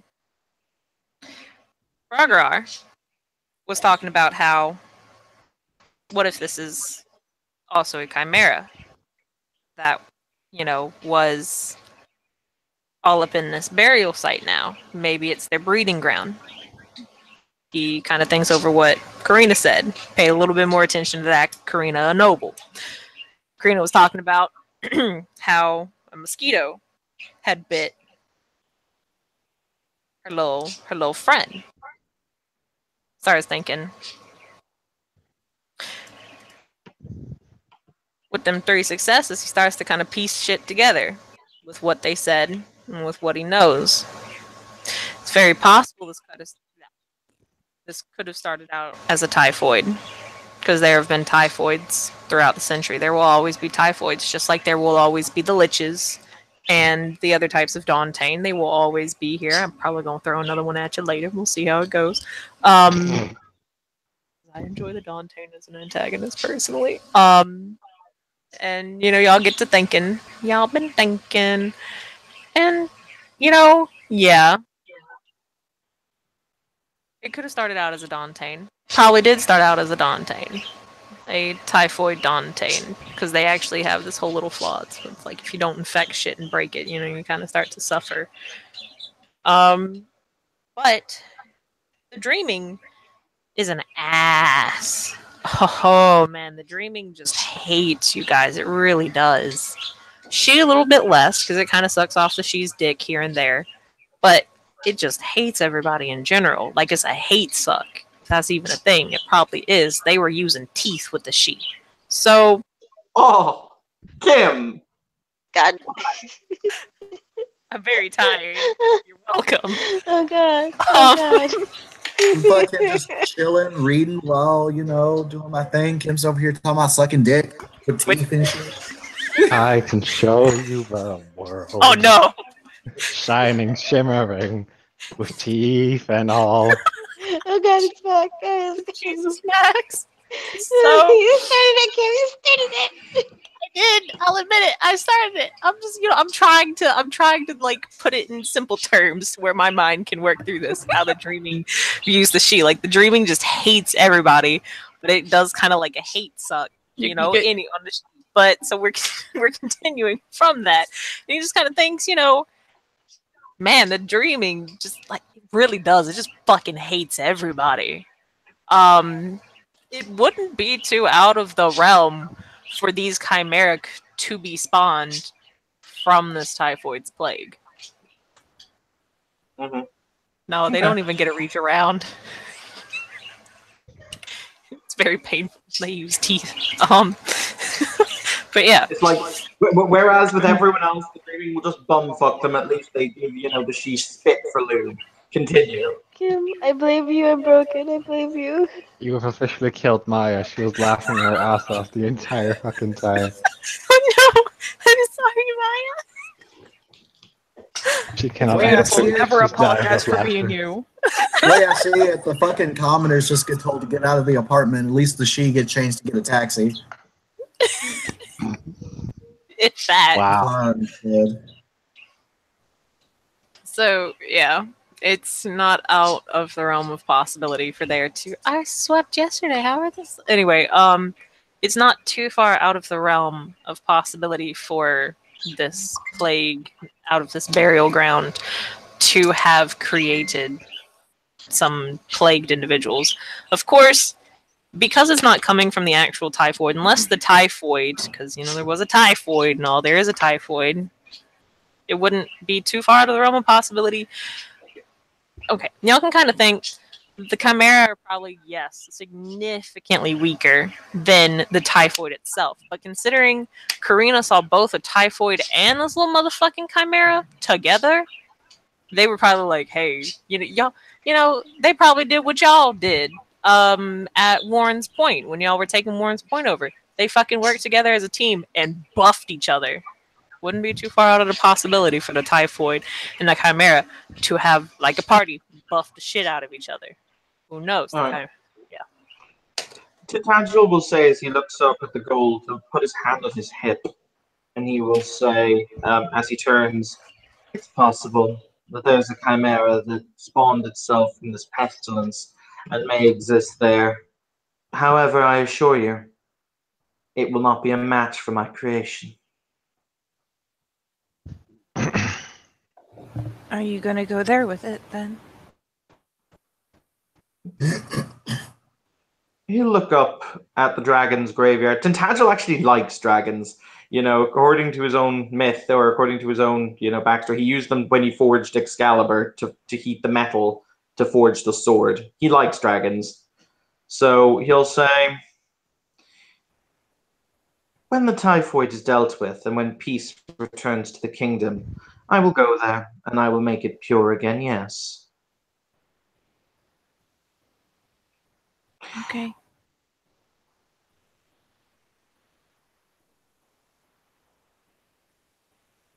Fargar is very quiet. He simply looks at the murals. Do we have seats at the table? As in, can we sit down? Jesus, yep. Oh yes, there are. I was asleep. I actually dozed off for a bit. There are tables. There's a table. The clockwork automaton said, it's a regular rectangular table. So there are seats on either side, and there's two seats at either end of the table, the heads of the seats. The big throne, they pointed out, and they were like, "So that's for my chick, that's for my mistress. Y'all fucking stay away." And then there was the other one, to which case him and Bells had a nice little conversation of, "I wonder if the she are gonna fight over the chair." Because Titangle's gonna very, very calmly go and sit in it. He's just gonna walk there and sit in it. This is mine.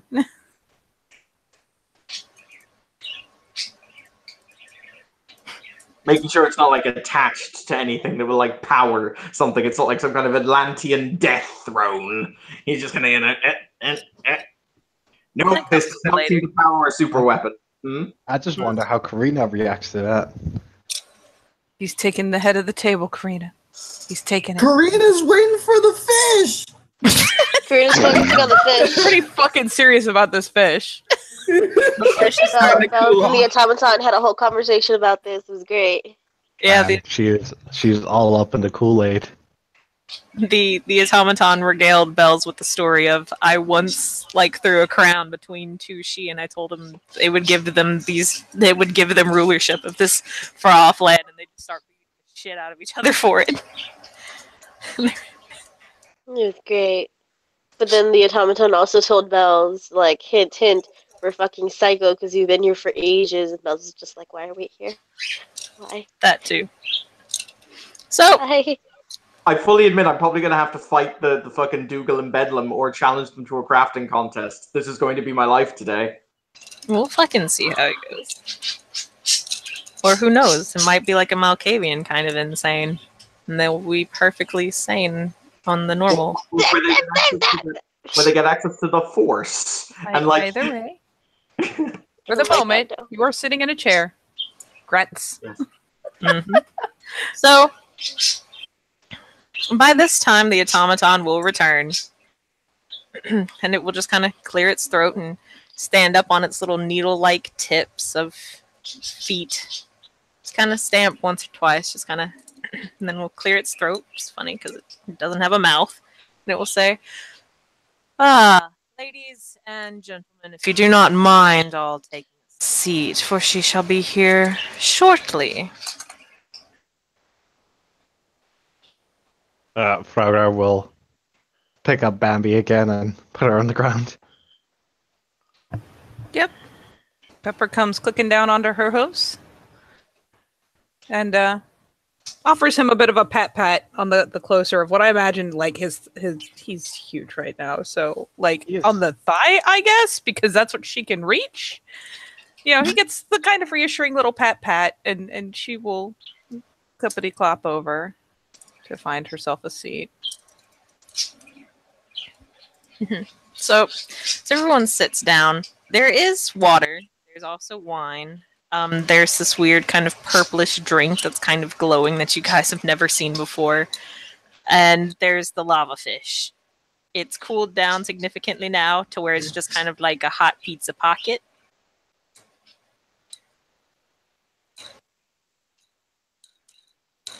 And then, yes, it is. The drink is glowing, yes. And it's purple, so it's a very nice color. And then this lady will walk in. She looks as pissed as she does in that picture. Like, Oh no. furious. And she will kind of walk in, won't even really look at y'all, and will kind of sit down in her chair. She does only have one arm and one eye. She got 2 legs, though. And she got some wicked ass looking scars right there. Looks fucking glorious. And she'll sit down, take a sip of the purple shit, and then glance over to her automaton, and that will clear its throat, and it will go, "Ladies and gentlemen, this is Duchess Moirin Dougal. Duchess, this," and he'll point to Tintagel, "is Count Tintagel at Dougal, Baroness Karina Nason, Squire Kincaid at Gathat, Bells, or Bellatrix, Frograr, and Miss Pepper O'Reilly."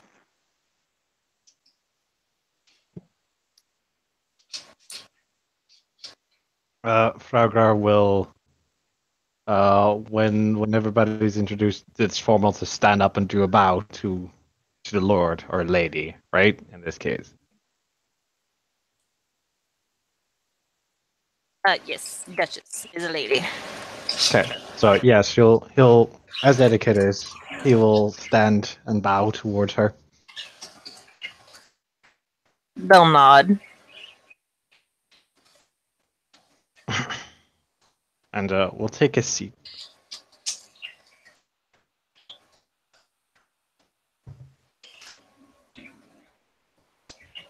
Tintagel will also do an appropriate bow as a count would bow to a duke, so just the correct amount of leaning, etc. Then yeah, maybe gonna follow suit. She has some good examples, and she's like last on the list, so.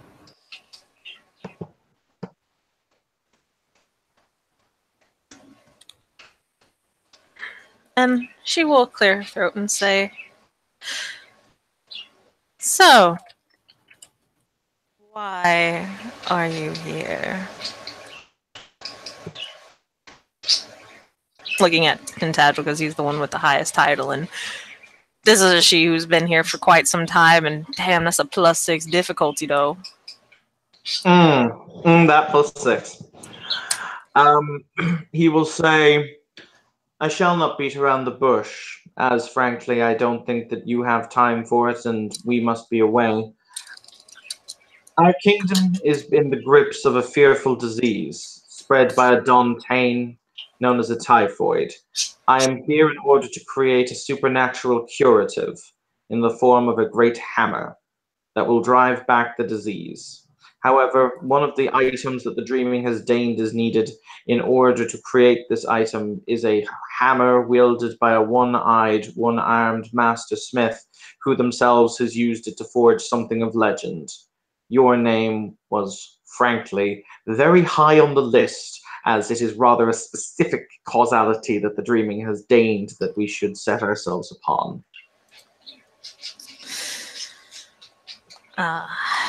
The dreaming. That fickle creature, yes. But that rather puts me in a, well, fortuitous position then, does it not, for something so specific, and thus me meeting all the prerequisites would, well, mean I could raise my price quite high. So first I shall see. Did you come with something to offer?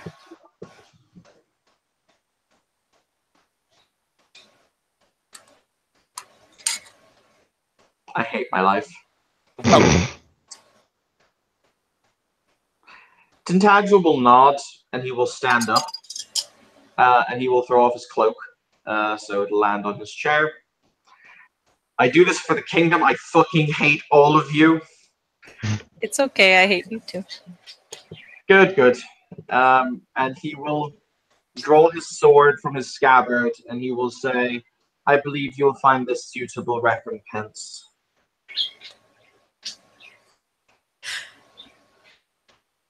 And she will make that kind of lazy motion to the automaton, and the automaton will clip clop, clip clop, clip clop, clip clop over there, and kind of, stick its hands out and kind of like, give me the sword, let me see the sword. She go inspect the sword, kind of deal. He gives over the sword. He gonna take the sword. It gonna take the sword, and it's gonna clip clop, clip clop, clip clop over there. And it's going to present the sword to her.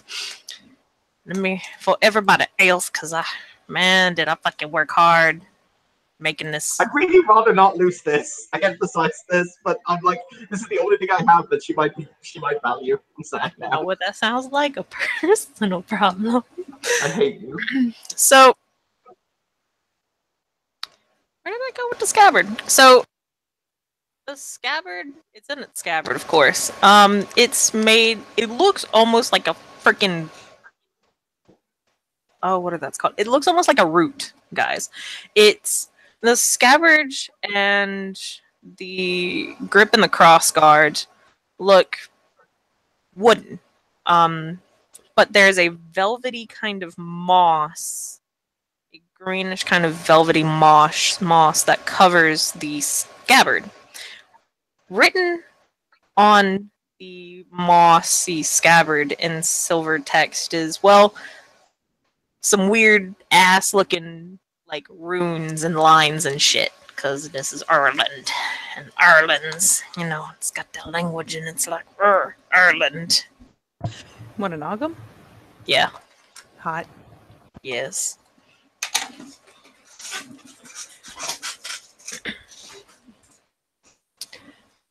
When she pulls the blade from the scabbard, it's one of those kind of leaf-shaped blades, and I'm not gonna lie, I fucking love the leaf-shaped blades, because it starts out small at the bottom and it progressively goes up until it kind of bevels out like a leaf, and then it ends in a little tip. It looks hella fucking cool. It's made of bronze. The blade is, you can tell, it's an old Irish blade. I did my fucking research. Since the grip and the cross guard are like roots, it's very similar. Have you ever seen when roots will entangle around something? That's pretty much what happened to this blade. It's kind of wrapping and weaving itself around kind of like the lower part of the blade where it connects to pretty much hold on to the blade. The wood looks smooth, but it's not really, it doesn't look smooth enough to cause worry when you're in battle, because you don't want your hand to slip because your grip is too slippy slidey.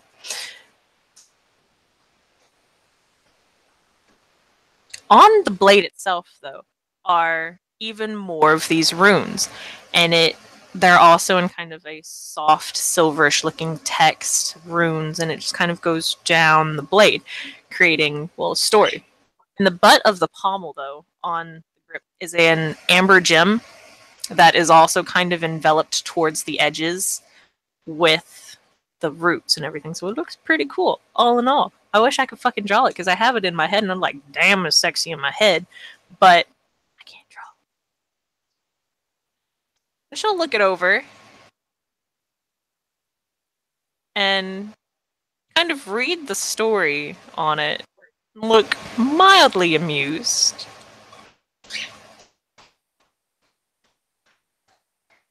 And then shuts closes it, lays it down in front of her. She looks up at Tintagel and she says, You have a deal then? Oh, I think you misunderstand me. Is that so? Well, I got a Indeed. Snapchat. Ooh. Is it from your friends at work? Are they sending you random things? Yes. Hey. But yeah, anyway, you go on. He'll hold out his hand and he'll say, "This sword was forged by the Tuatha, our long lost, or our long, would you say forgotten? No, he wouldn't. Our long vanished parents. Well, yours and mine, anyway." Yes, I know. Created by Governor. Yes. So, it's actually that is my stake in a wager. A wager is not something I care for. I'll hand the sword back to the automaton, and the automaton's like, okay, and it walks back over. That's fine. Kim, what would the role be to basically go, oh, I see, so you're not that great? Hmm.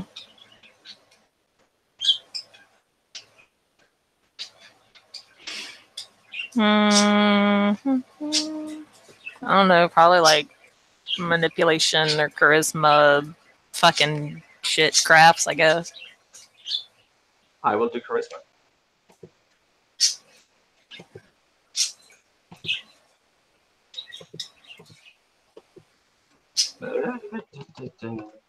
He'll say, I had heard that. Actually, Kim, do we know what legend she apparently forged? Because she apparently forged something with that hammer that was legendary. No, you don't, because you never rolled or asked for it. And, yeah. I'll happily roll my intelligence remembrance now, if that's okay. Or It's a little too late, because I never came up with names for this shit. So you SOL, my dude, because I am also SOL. That is entirely fair. I mean, I believe in you, Kim. Yes, squeaky ass. 1, 2, 3, 4, 5, 6. He has 6 successes, and he'll say, that is fair. He'll say, I would not wish to, in your own home, deprive you of something when I prove to you that my craft's superior. With 6 successes. In the guns. So, she kind of sits up and leans forward on her one arm. Just kind of glancing and looking at him. And she'll say,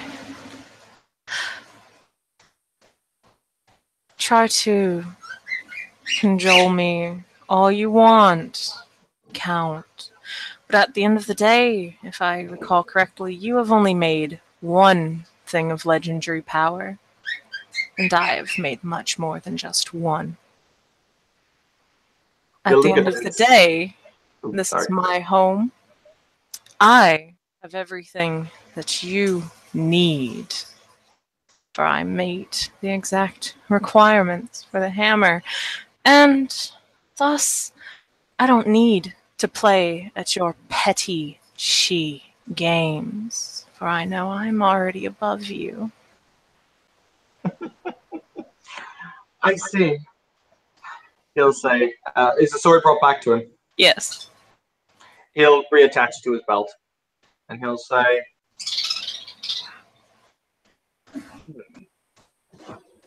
I'm going to kind of throw this one open to the group at the moment, because there are several ways I could go at this, but unfortunately it kind of influences all of ye all. So what kind of way are you feeling? I honestly only have a couple more hours until I need to go to work. I to not devolve into like stabby, shooty, shooty. I wasn't intending to make it devolve to combat, but yes. Like I do want some time to like actually chill. Like this scene went way longer than I thought it was. Yeah, no, like if this is gonna devolve into stabby, I'm gonna be like, nah, go fuck yourself, because I got like 30, 40 minutes for it. I gotta head to class, and I ain't even been in my scrubs yet. Pepper will, if nothing else, poke her head up, kind of leaning in so that she can look down the table. What kind of things do you treasure?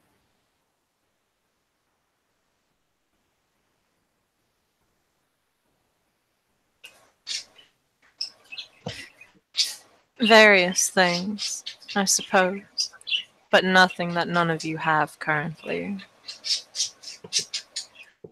And I do not feel like waiting.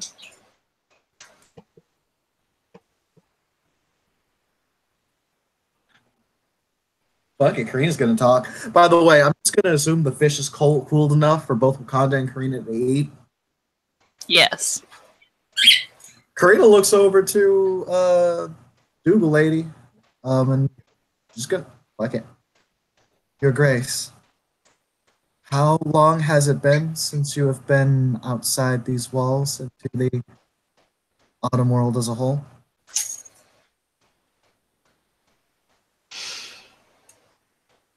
I am not quite sure. It has been some centuries. I assume, as everyone knows, time works differently here, and it's hard to keep an accurate count. Karina looks down. Chachu, I have a good test. Do you know what the United States of America is? The what? Okay. What if we were to provide you with an example of things that have changed since then, if only to give you more inspiration for things to create?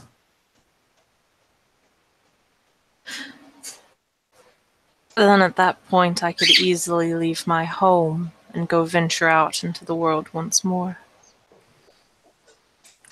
Karina's just gonna look to the exit and look back at her. To the what? Like, basically, what's the question that's in that little motion is, like, I mean, it was basically, why don't you?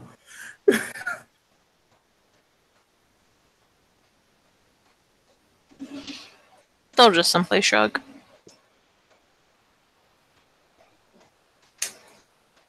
Okay. I have my approach. I have my method now.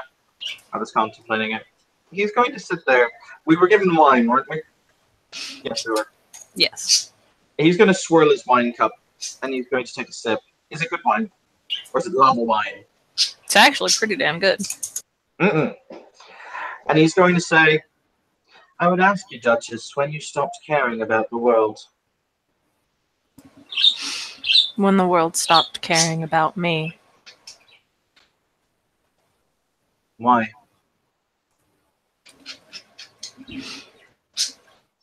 Why care for a world that cares nothing for me? I don't live there anymore. This is my home now. He'll ponder that, and he'll say, can I roll an intellect Dougal lore to see what happened to this person? Jeez. I feel as though this is meritorious of another willpower. Hope y'all been keeping track of your willpower. I've spent 3 this scene. This will be my third. Wow, 1, 2, 3, 4, 5. That's like 1, 2, 3, 4, 5, 6 successes. 6? 6. 7 if my spec and creative account constitutes, but yeah. What the fuck noise was that, Lore? Damn. You kind of think back a little bit. It just kind of pops up. Pretty much when she sacrificed her arm and her eye, actually, to make something of legendary power. She was creating something for another way fucking back when. And so she did it. She gladly did it.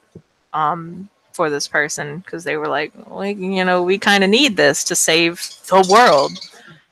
Because it was shit. She will say anything is to save the world. Let's be real here. If it gets them what they want, and so she was like, okay, I can get that.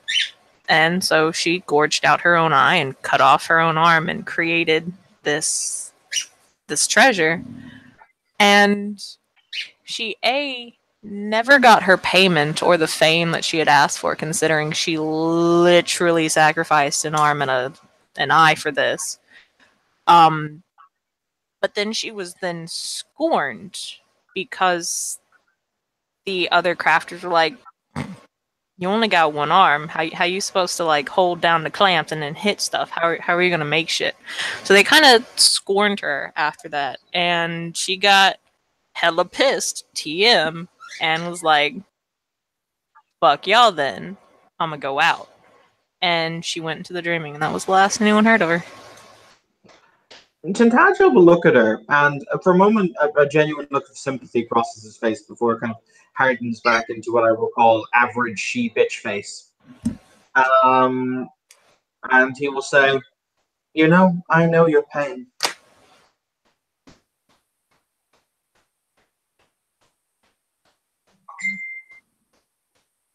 Same bitch face as in this picture. He'll say, when I was asked to create a sword for the man who would be king, when I was much younger in a different age, when the world was younger and humanity not so foolhardy, I did as I was asked. They promised me things, they promised me riches, they promised me many things.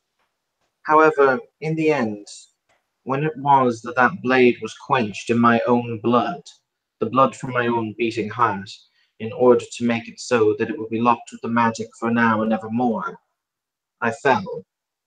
I still have the scar from where it was I punctured my own heart to fill the from where it was I filled the receptacle, the bucket, as it were, with my own blood before the sword was quenched. And he'll look at her and he'll go, and yet where's my name in the story? I made the sword that every child knows, and yet no one knows my name is even connected to it. I'm not even misremembered. I'm forgotten.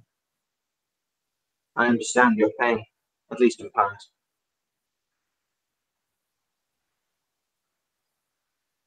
But if we let our pain rule us, if we let our hatred for those who may have scorned us rule our lives, and if we hide away from these things, then we have simply allowed ourselves to be defeated. After all, we are she. The slings and the arrows mean nothing to us. We simply stand above them.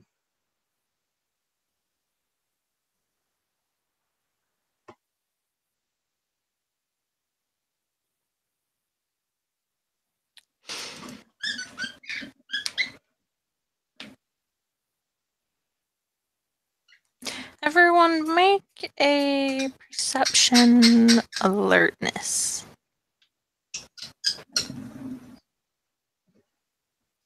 If I just got us all killed, I apologize in advance. 2. Kim, what sense is this based on? Sight. Just one. 1, 2, 3. 3 successes.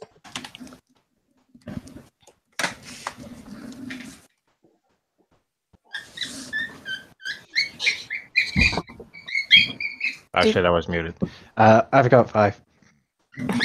Damn. Okay.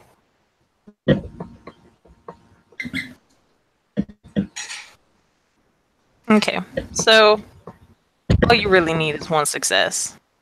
If you got one success, you can see as Tintagel was talking, her face doesn't change. No, it's the still lovely bitch face of, I really don't fucking like you guys. I don't like life. But with at least one success, she was holding on to that cup. And as he continues on and continues on, her grip tightens around that cup. And if you'd like to roll perception empathy at that point, you may. That thing like That thing my house can't do. Yeah. Can I get a lower difficulty because I'm really made from the dreams of righteous anger? Can you what? Sorry. Can I get a lower diff because I'm literally made of the dreams of righteous anger? Well, this isn't really a righteous anger. It's just It is. Help. We're gonna find out in a minute. 3. 3 successes. Nope. okay. If you got at least 2 successes, man, Yodo, as Tintagel just kept talking, man, that anger level was already pretty high, but it was just going bloop, bloop, bloop. Like not in a good way. Not in a good way. Oh, that shit was going up. There are dents in that cup. She pissed. As in, Karina should probably start talking now. As in that is up to you, because it's.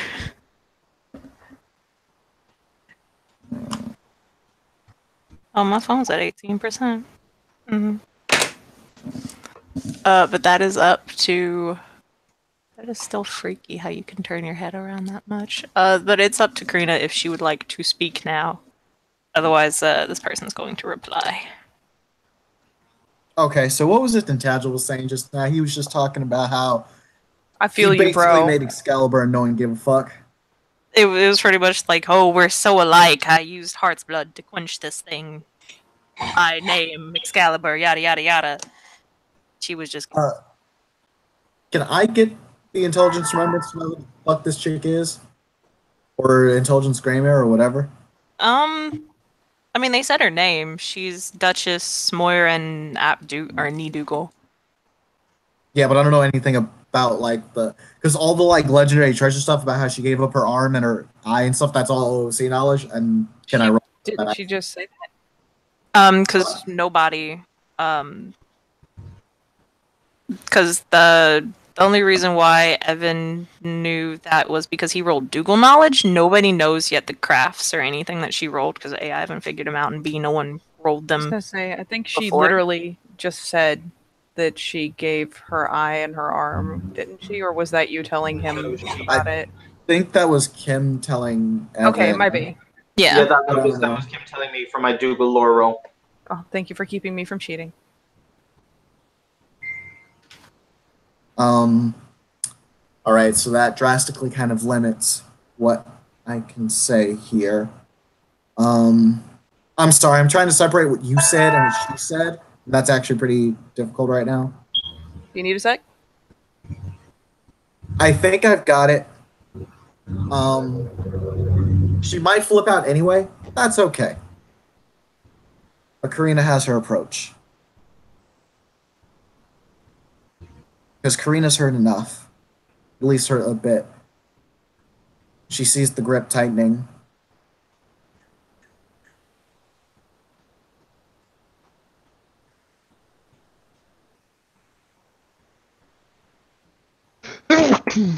She's going to turn and she's going to ask, before you, presumably, if I am wrong, then please tell me. Before you presumably rant at His Excellency and remind him of the fact that you two are vastly different people and you know not the depths of your sacrifice, I would just like to add this.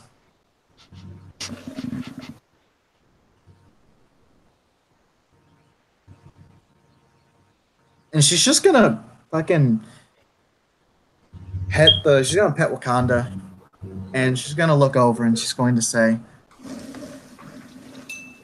with all due respect for you and your station, Your Grace,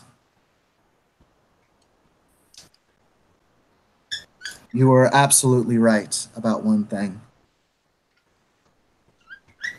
Fuck these she games.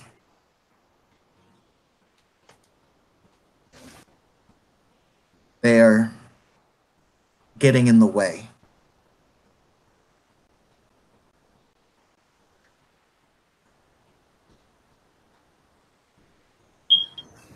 I don't know what you would want, to provide us with what's needed. If you never want to see us again, then I understand. The only thing that I ask is what you would want in return. Quite frankly, there's not much of a price that's too high for the very least these commoners to live without the fear of disease.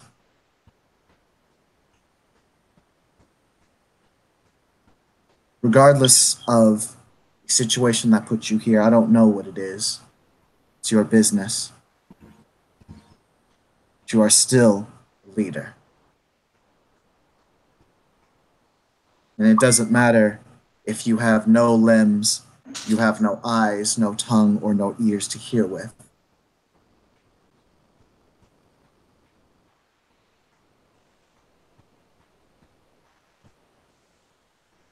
So I ask you, no more of these fucking she games, Your Grace. Not that you are playing them, just that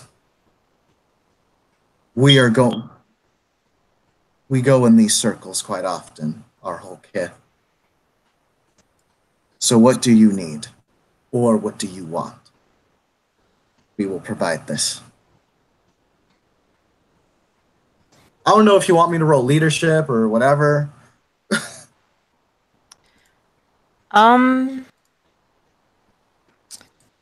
Go ahead, roll charisma expression. Oh man, why expression? I don't have aims, odds, and expression. I'm spending a willpower, man. Fuck the police. Hey, it's some hella anti-cheese shit. Chitata's just there, casually sips wine, ignoring the vast amounts of shit. That didn't happen. Nope, that was dream. 3 successes.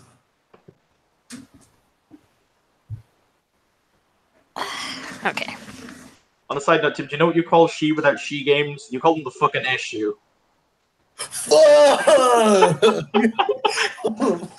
I mean, Let's keep it wrong. going, guys. We got a time limit. Yeah, we do have a time limit. I can't miss school again. My attendance grade is already... Oh, Jesus. Let's not talk about my attendance grade. Look, I'm just saying, my attendance grade is something I've never gotten in my life. The D! So... So, she sits there. And... is... You know... God... She looks so angry! Like, it's starting to come off in waves now. But her face is still this ever kind of calm, steady. Well, I am, Nope. Yeah, that was loud, but it fits. She will set her cup down.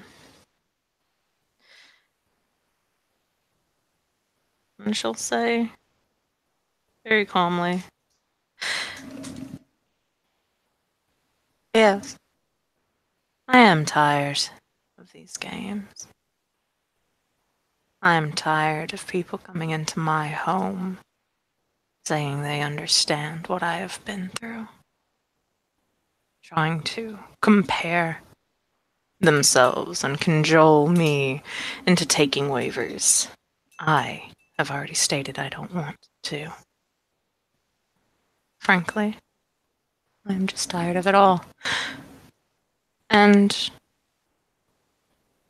frankly,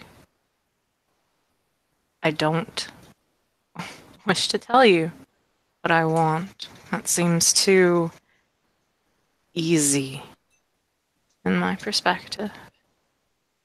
You just come here thinking, oh, we can ask her what she wants, and she'll give us all the answers, and, you know, we can make promises of yes, we'll get it for you. We'll come back. It'll be fine. Not again. If you had truly come to bargain, you would have brought something with you. Until such time as you are ready for something like that, I will head back to my forge. Your When you are Grace. ready. Her eye twitches. Yeah, sorry. I thought you had stopped. No, that's okay. Yeah, can we make it clearer when she is done talking? Yeah, I will. She's going This to will happen. continue. Thought I was waiting for the pause. I was taking a pause for breath. I'm sorry. I'm sorry. You're allowed to breathe, I promise. Go ahead. She'll say, until such time as you are ready to continue these bargains once more and these dealings once more without trying to cajole me into wagers and deals, then tell my servitor and they will come and get me. And then they'll just kind of stand. Now you can speak, by the way, Katie. I'm done. Okay. Yeah, she will, actually, all things considered, she will consider between the, between her and the servitor. But she's not as up on the etiquette as everyone else is. So she will wait until she finishes and begins to stand. And it's admittedly kind of timid coming from her comparatively to the more trained voices, but she will still say, Your Grace. She'll just kind of look over at Bambi. I only have so much to offer, but I can offer it. I know that those who are capable craftsmen like me to be near. I know that while others may say they understand, they do not. And while I don't know if you want understanding, I would be happy to offer if I were to stay to help with your work, to try to understand. I don't know how long you would expect me to stay, but if it got us what we needed, I could do it.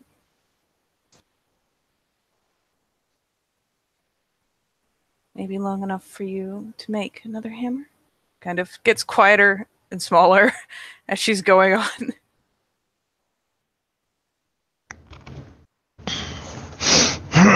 She pauses for a moment as she looks at Bambi.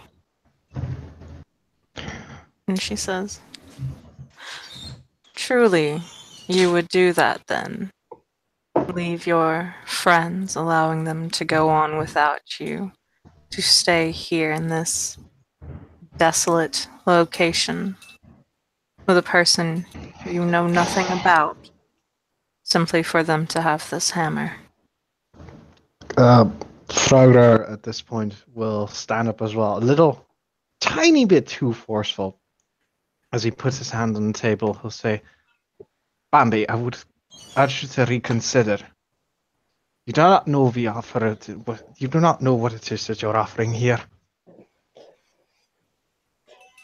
I thought with my help it would only take so long to forge another hammer, to make another tool, even if it is a very grand one.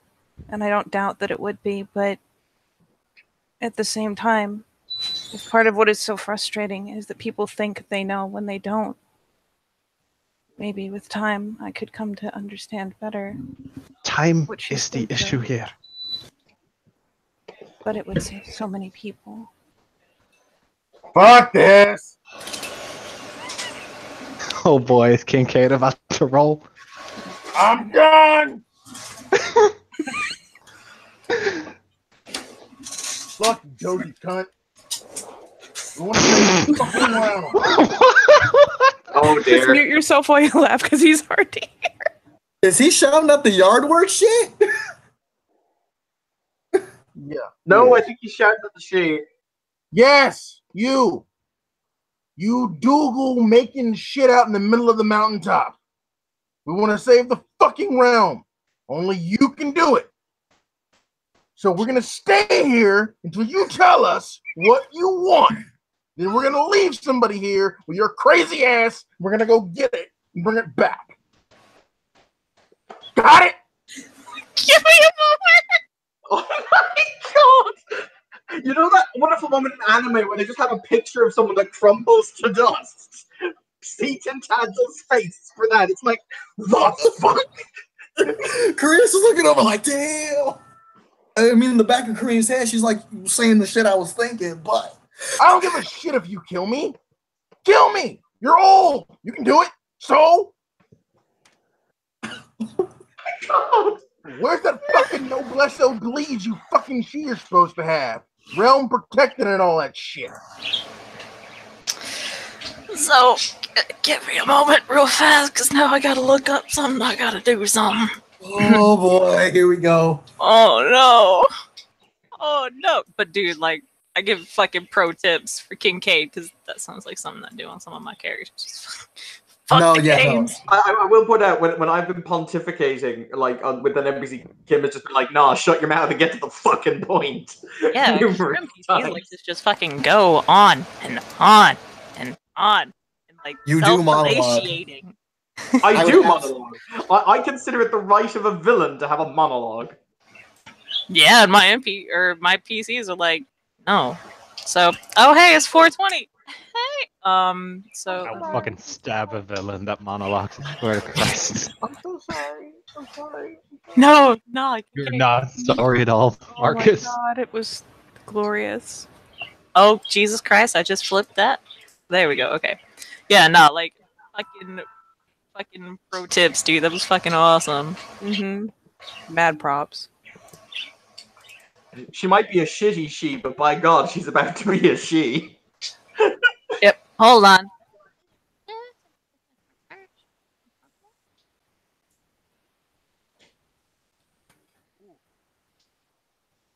Ooh. Oh, okay. Kincaid, unleash winter. We'll grab the shit and go. Plans. I know what I was gonna do. Oh, that would be really bad if you were to do that. But I mean, you can try. I will not. Hold on, and then with the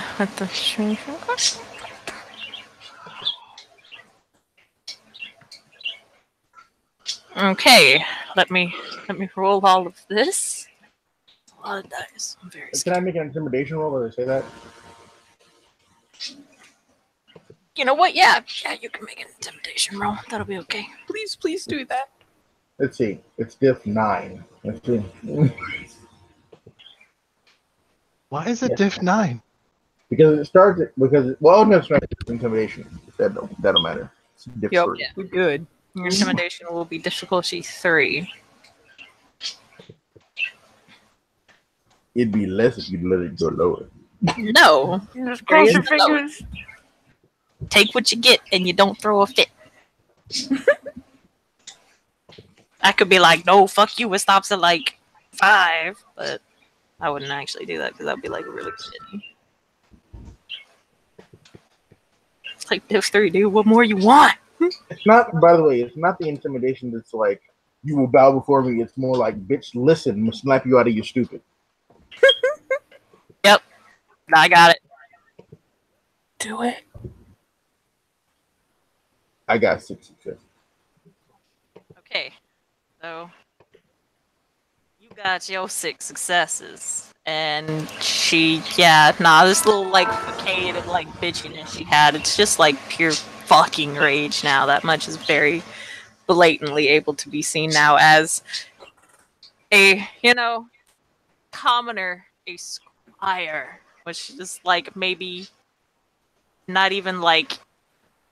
That's only like slightly above commoner, and it's a red cap in House Scathach, so it's doesn't go up very far. So she looks at Kincaid and holy okay. He looks at Kincaid, hatred just burning in her eyes. She look at him. And with the voice of a fucking, like, gale force wind, she will say, and I'm so sorry for this, but this is a she in the far dreaming and the bedlam shit that they got, though. I apologize. Are we gonna need to turn it down? Oh, no, I'm not about to yell or anything. I don't do that. I try not to. It's just what they about to go full fucking she, and I have yet to actually have an NPC go full fucking she yet. My body is ready. It's glorious. Do it, because you go full fucking she when you unleash Sovereign. Oh, Oh boy. So they look at Kincaid, and they go, "How wonderful it is of you to speak, Redcap. You disgusting creatures in your hungry grass. Vile, filthy, insolent insects. You will kneel before me and pay attention to who you speak. Know your betters." So they also got a lot of successes. It was 1, 2, 3, 4, 5. Yeah, it was a lot of successes on the Sovereign unleashing because all they can do is unleash. And it's kind of nice. Does that mean that it flies out of control because they have more successes than they have sovereign? Yep. so what happened? So what happened is, hey guys, I'm sorry. It was for the red cap to kneel, just kind of odd given the placement in the table and everything. He's just gonna be like kneeling in front of a damn table. He can probably take a bite out of it, honestly. He probably might take a bite out of it. But it does kind of fly the fuck out of control. It works. But now everyone is kind of like, oh shit, and the dreaming is like, ha bitch, and so kind of everyone's kneeling now. I ain't kneeling, not unless it beats Winter 2. It was like a 6 success unleashing. Yeah, that's great. Does that mean that it just my brooch doesn't work and Winter 2 doesn't work? Because if it does, it's cool. I'll kneel. Let me reread over Winter 2 a little bit more, because that's one of those fucking... All right. Yeah, In response to Winter her two just- unleashing, I'm going to unleash straight back at her. She made me kneel. I'm sorry, I turned this from diplomatic to not diplomatic, y'all. I feel like Bambi and Bells are about to be like bro fisting up under that table where it's safe.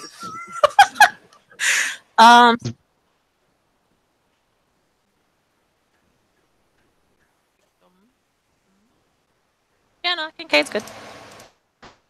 He's the only one who does it? Yeah, nah, Kincaid is like, fuck you, got mine. I think after the fact, is it possible to activate Winter 2 and do some bullshit? Because that's my plan. That's why I bought it as an item, because you have to activate it first. Yeah. I'm not really sure you can activate it after they've already told you to, like, sit down and shut up. I don't think so, because you're still under the effects currently, and it was an unleashing that went out of hand. What's happening to herself? Because bad juju happens when it goes out of hand. For her, she's not kneeling, but it's very... So, you know how when a she, like, pops the weird, or for those of you who played Hessian, when you went and you did, like, your big full fucking face, and it was just kind of like, that's cool. Like, in this fucking, I can't even remember the name. I look like a little fishy person, but when I use the full mask of Shintai, yeah, there we go. When you pop Mask of Shintai, it's just like, and now I'm a fucking sea kraken, suck my dick. So she's standing there in this fucking black leather and stuff, looking all edgy and shit.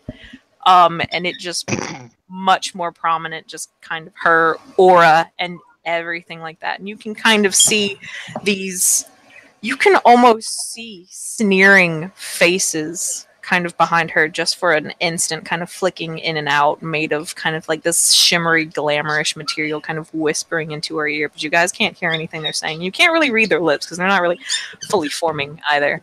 Those of you might have tried. But it's just kind of like that full force of, I am a she. I was acting nice before and not all pompous and she, but now you done tried me. Now, question. In terms of etiquette, this is weird because, like, hospitality was already weird ass thing, and I do need to know because this is going to dictate how Karina will respond. Did Karina break hospitality? And I'll even roll intelligence etiquette for this. No, you can tell the only one who broke hospitality was kind of Kincaid. You can also go that extra step if you really want to kind of be that she did technically just break hospitality too, considering she used an art upon you guys. But if you think a little bit more about it, she was clearly talking to Kincaid, and everyone knows how sometimes when you do some shit and you unleash in the dreaming, and it just can get out of hand. Well, yeah, but that's why you don't unleash shit when you. Yeah, no, like Unless that. you crazy. Yeah, That is a massive breach of hospitality. it is a massive breach of hospitality. And I'm So about to unleash right back at her. so I need to know. So by the 9 virtues of House Asian's philosophy of hospitality, is Karina in full right to go off? Man, I like how you expect me to know them 9 virtues off the top of my head. I need the wording, but I don't know the fucking virtues. Dude, I barely remember to put my socks on to go to school. I'm fucked. I'm just asking if I can hit the hand button, if I'm in the right yet. I mean, it sounds like fucking. It depends on how you view it, really.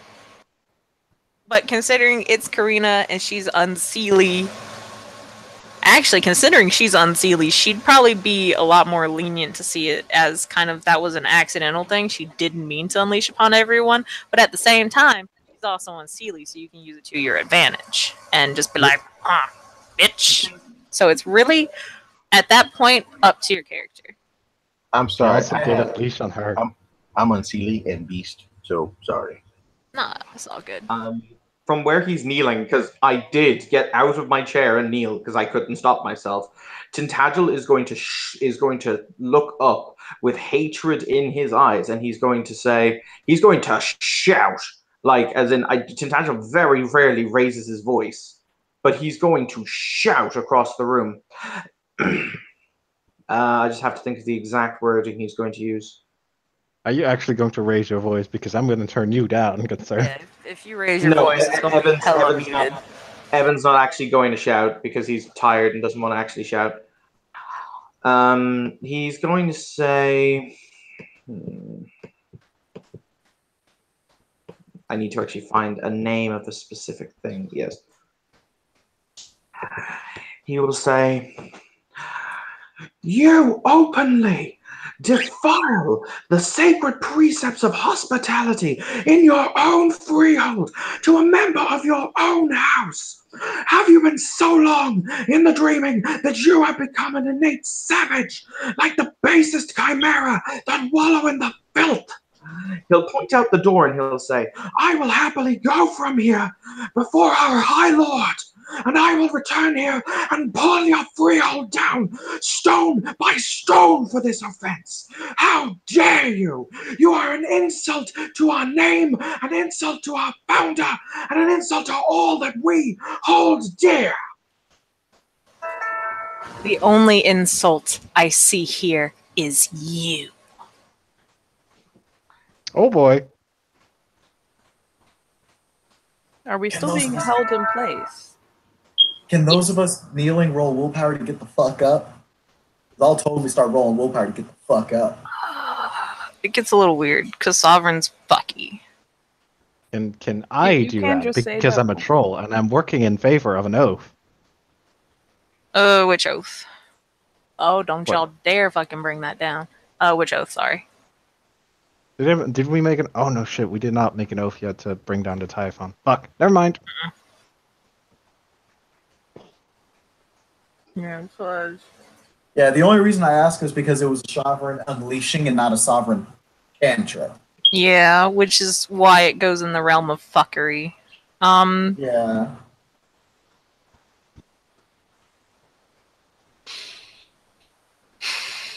Damn, I hate the realm of fuckery. Yeah, you guys can roll willpower. It'll be difficulty 9, and you'll need probably, let's just say 2 successes to get out of it. That's fair, considering this is some wild ass shit.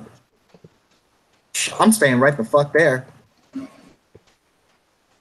Please don't botch. That's all I'm gonna say. Please don't Oh, botch. did botch. Oh shit. Oh, actually, no, Kim. Yes. Because we're in the far dreaming, you upgraded strong of will and body. Did I get was it a minus reduction to my willpower rolls? Was it a minus one power roll? I think that works with your oaths.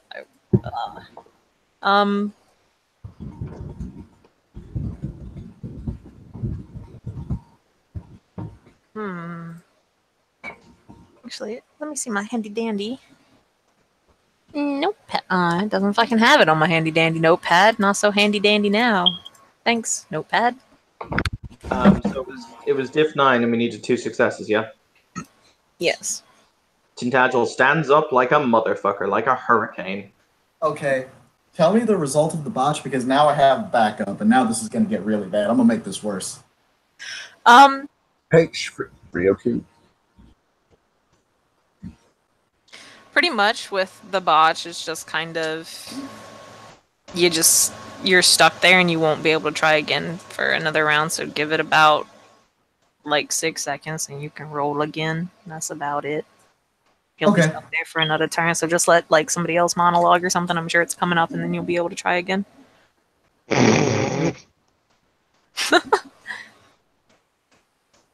gonna roll willpower as well.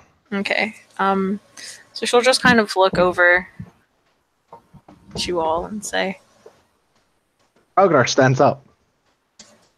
okay. Yeah. She'll say, think of what you wish of me, but I am not the one who asked you to come into my home. I am not the one who asked you to begin insulting me. I was fine, alone here, with my work, with my tools, with my automatons. You all are the ones who started this. I wish to be alone, away from all of the games and all of the stupid politics. That is What the fuck do you think we want? obviously to raise your voice and act like an animal. No, I do not. I want my lover to not die. I want the spiders to not die. I want Lannister to not die.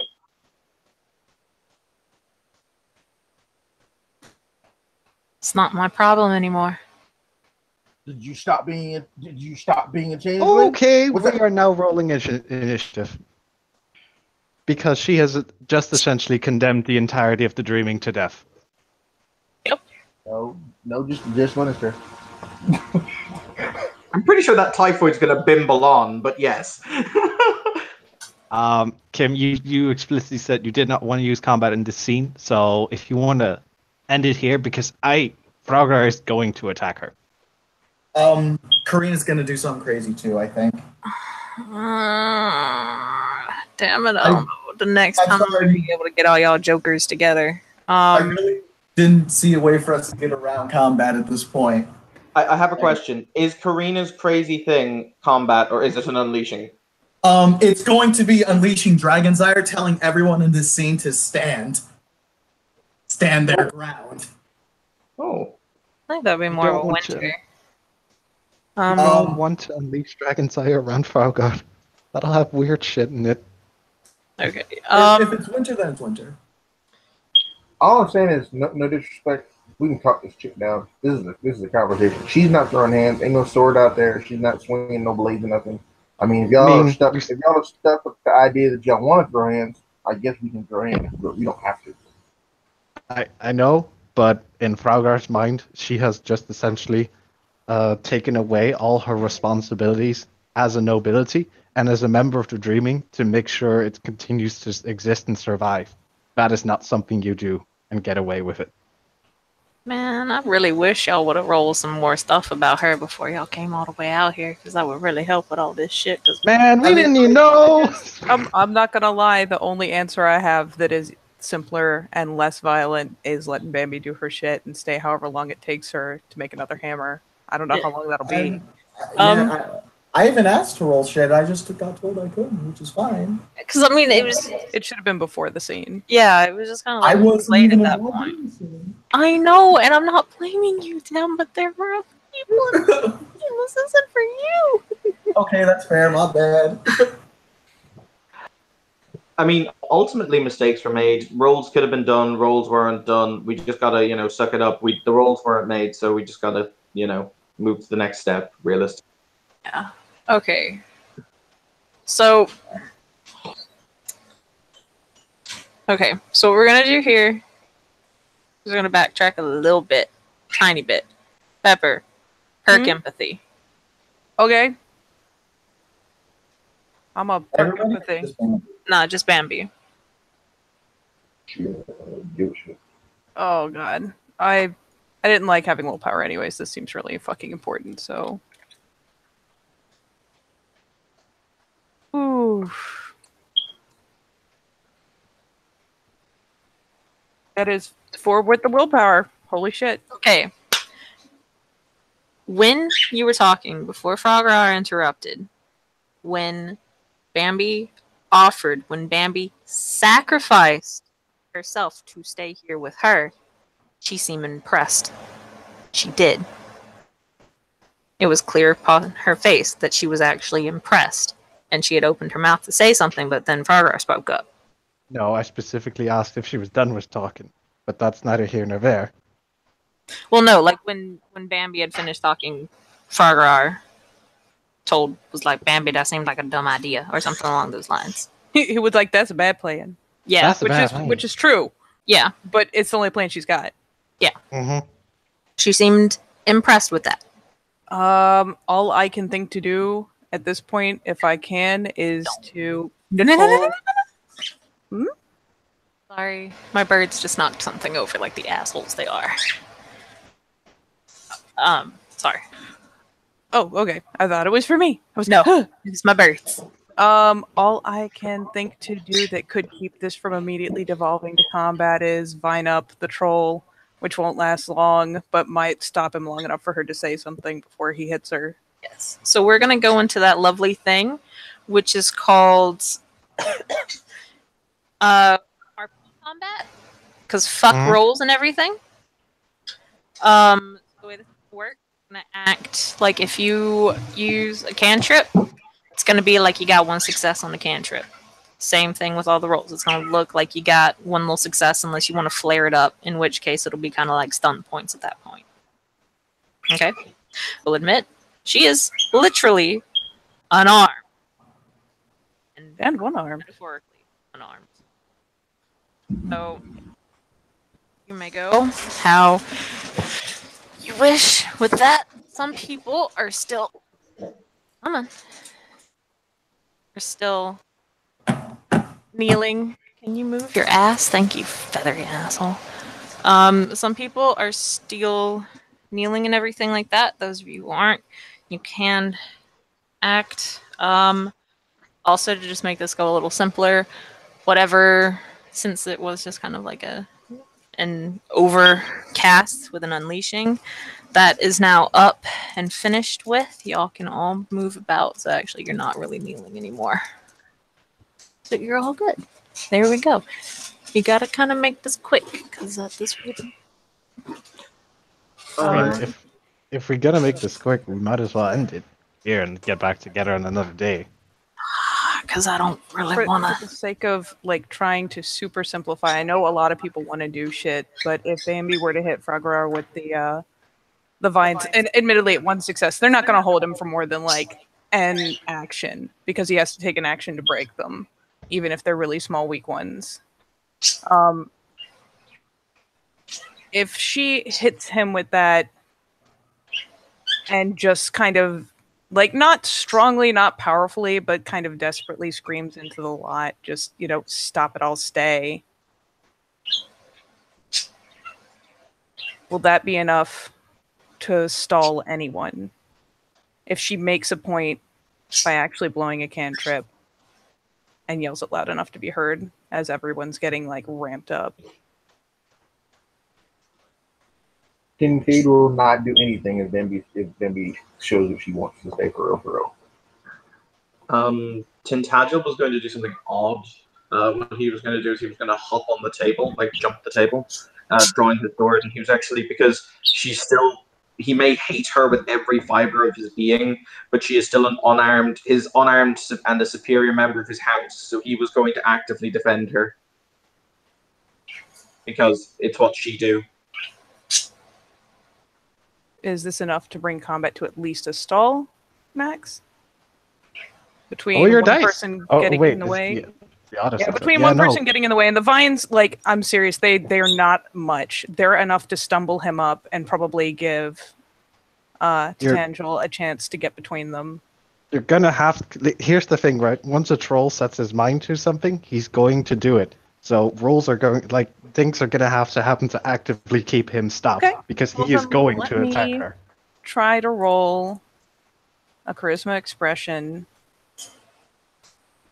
Well, she literally, and as she's saying, you know, please stop, it's begging and pleading. It's pitiful. It really is. If Karina can help with this, it's clear that Bambi is trying to stop the fighting, correct? It is very clear that she is very upset that this is about to become violent. So I don't need to roll no P&E or nothing like that. Oh, it's written across her face. Like, Okay. she looks like she's on the verge of tears. Yeah. She hates violence. Karina will shout out to Frogar.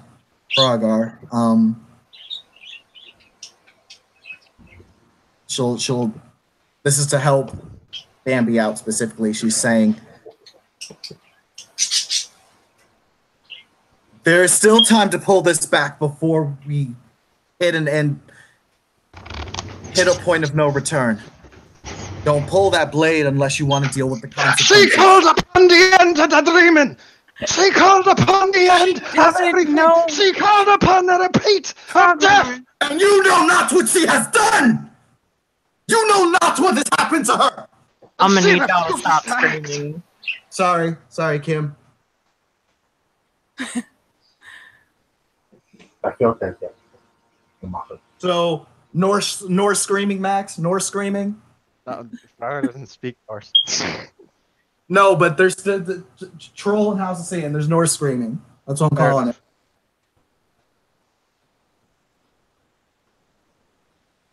And Basically, what this boils down to, I really don't want to actually, like, there's no way I can roleplay Karina without having her go off. She's basically telling Frogar, let Bambi try what she needs to try before you pull out your sword.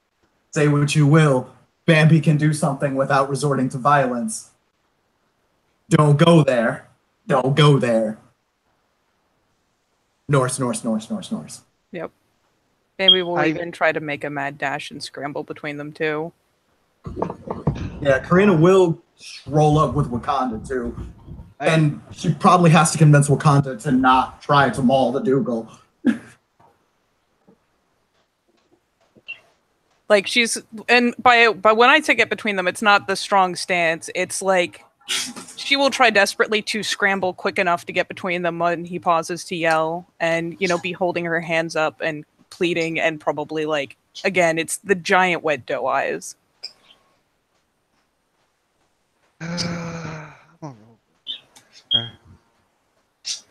Because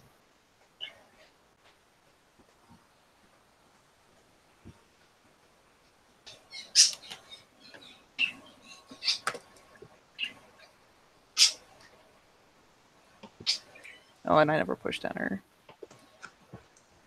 Nope, she's gonna need a minute because I went off. That's nothing. That's just one. Man. no, that's good. Because not in there. Oh, you rolled. Yeah, sorry, that last one was me. Okay. Yeah, no, because I got 1, 2, 3, 4 passes. Oh no. Frogar trying to keep his cool. Like, she's not making a brave stance here. She's shaking. He is huge and he is mad. So he is going to raise his fist and slam it down on the table, shattering it. and sit himself down. Sorry. There'll be He's the going click. to forcibly shut himself up. There'll be the click as Tintagil's sword he only half drew it as he jumped across the table.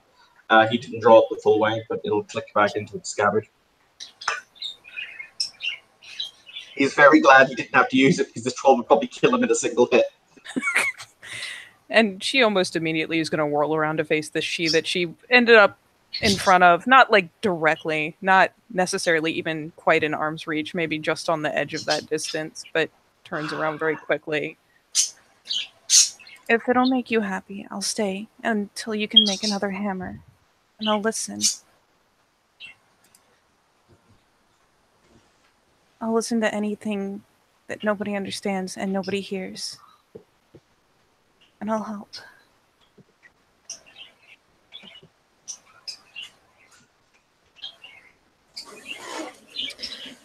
With that same kind of impassive, bitchy face, she will look at Pepper.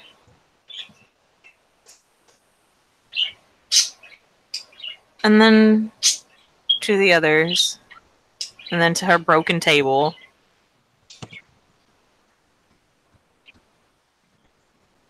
And then back to Pepper.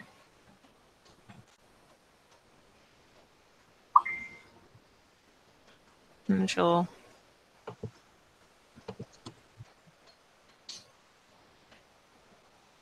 With a finger, she'll gestures that kind of follow me, but it's very clearly Pepper only. And then she will turn on her heel and begin heading out of the room. And to say that she follows meekly is something of an understatement. She's still got that adrenaline rush because massive furious troll is massive and furious.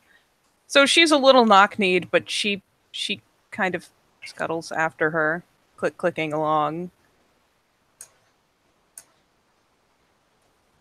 They will head out and the door will shut behind them, and the automaton will just kind of look at everybody in pure automaton fashion and be like, anybody want some more drink?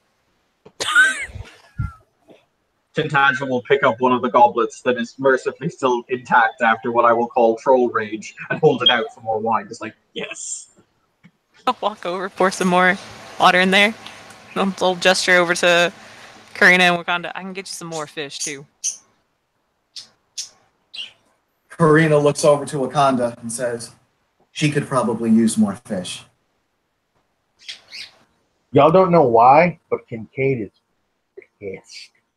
Kincaid is furious. Kincaid is shivering rage right now. It's all directed at... This is the second troll that's pissed him off. Oh. That's over there. If y'all want to do some like RP in the side chat, Dagbuchi. So on the outside, she will just kind of walk along, and I'm assuming Bambi's just kind of like, you know, 1 or 2 steps behind her. Yeah, depending on how she's behaving, how she's walking, it's probably trailing along behind as opposed to like trying to walk up at her side, unless she's going to like completely change her posture. Bambi's just trailing behind. Mm-hmm. She'll make that motion of, you know, walk up here, kind of. She'll hear the briefly accelerated clicking of hooves. Then yeah, she'll move up alongside. In fact, on the side with the arm. Not going for the weak or blind side. She'll glance over. She'll say,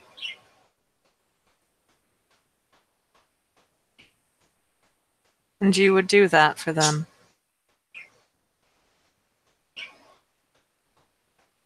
If I have to be scared for a little while, it means that a lot of people are going to live. Isn't it worth it? And why would you be scared?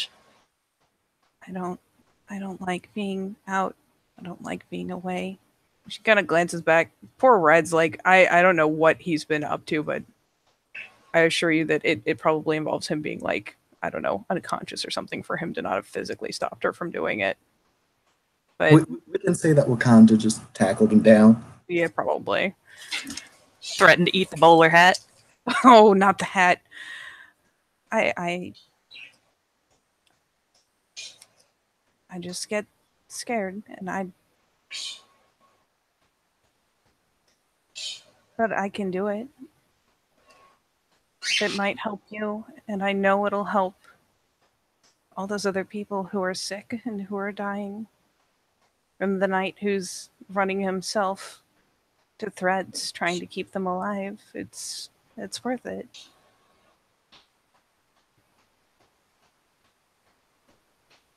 So yeah.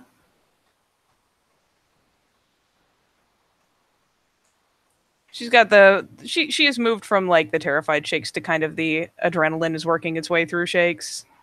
Mm-hmm.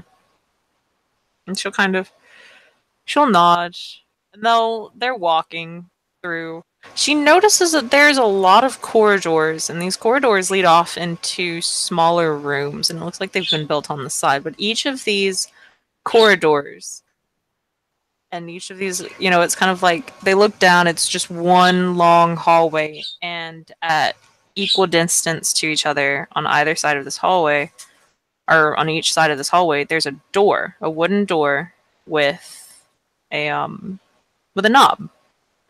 They're all identical, and it just goes down and deep, deep, deep, deep, deep. And these are everywhere, like on equal sides. All of these doors, there's a lot. And they'll walk some more, and she'll kind of sit there or walk there in quiet contemplation until they reach another door. This one's metal, a kind of shimmering blackish blue metal. And she'll open the door and gesture for Bambi to go in. Inside is pretty much just the forge room. Yeah, and with the gesture, she does just that. She's not about to be obstinate. So no, she'll clip in just ahead of her, pausing once she's gotten inside, kind of to politely wait for her to follow through and close the door. Mm-hmm. Yes. Automatons and parts and bits and pieces of everything around here. And she'll walk over to a workbench. And there are all her tools, and she'll pick up a very plain looking hammer. And she'll turn around to Bambi and say, I have plenty of these hammers. Stay here for what I consider to be a month. And you may go. After that, and in exchange, you can have the hammer. Can they take the hammer with them so they can still do the good? I won't try to leave. Yes.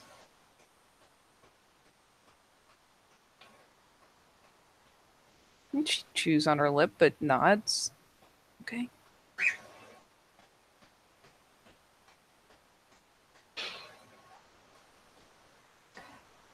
As expected, you shall be treated like a guest here. It is just... And she'll kind of pause for a moment, and then she'll say, I am the only changeling here. As long as you do not go into any of the other rooms of this house, you should be fine. There are...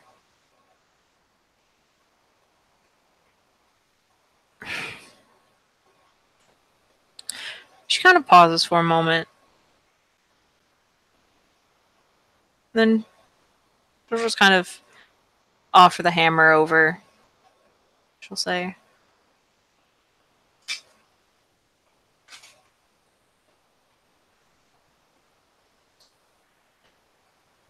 in a way, I am a warden here. Do not get me wrong. I left my home.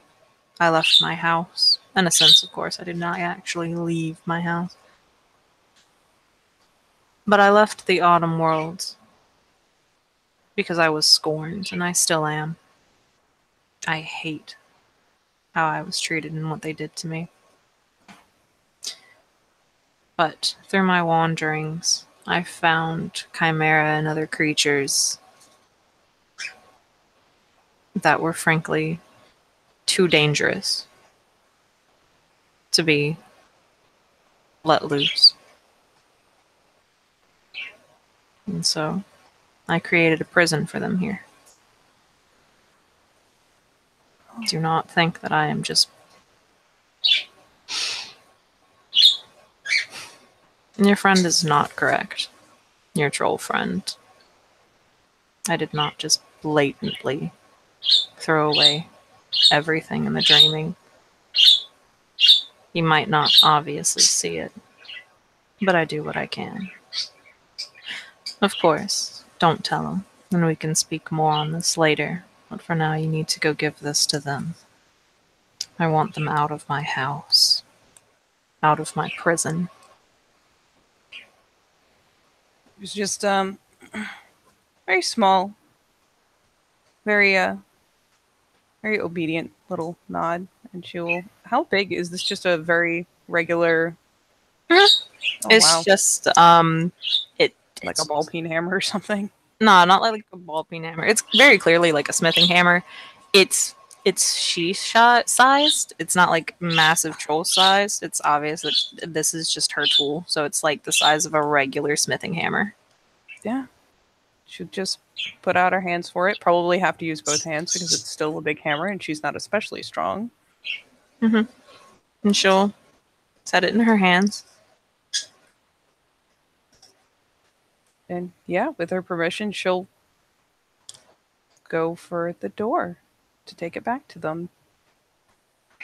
And she makes it. Like nothing's gonna stop her. Yeah, she will go all the way back down this very long hall. I don't know what roll I need to make because this offer is so far against her legacy that it hurts me on the inside. But I guess I'll stress that in a minute. But yeah, she will take this hammer, and eventually that door into that big hall will open again, and Bambi pokes through it with this hammer in hand. I honestly have no idea why we're here. Is that hammer what we were looking for? Yes. Excellent.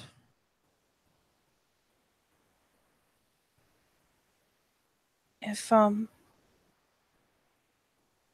don't know if I can even ask it, but since I have to stay here, it'll be a month before I can come back.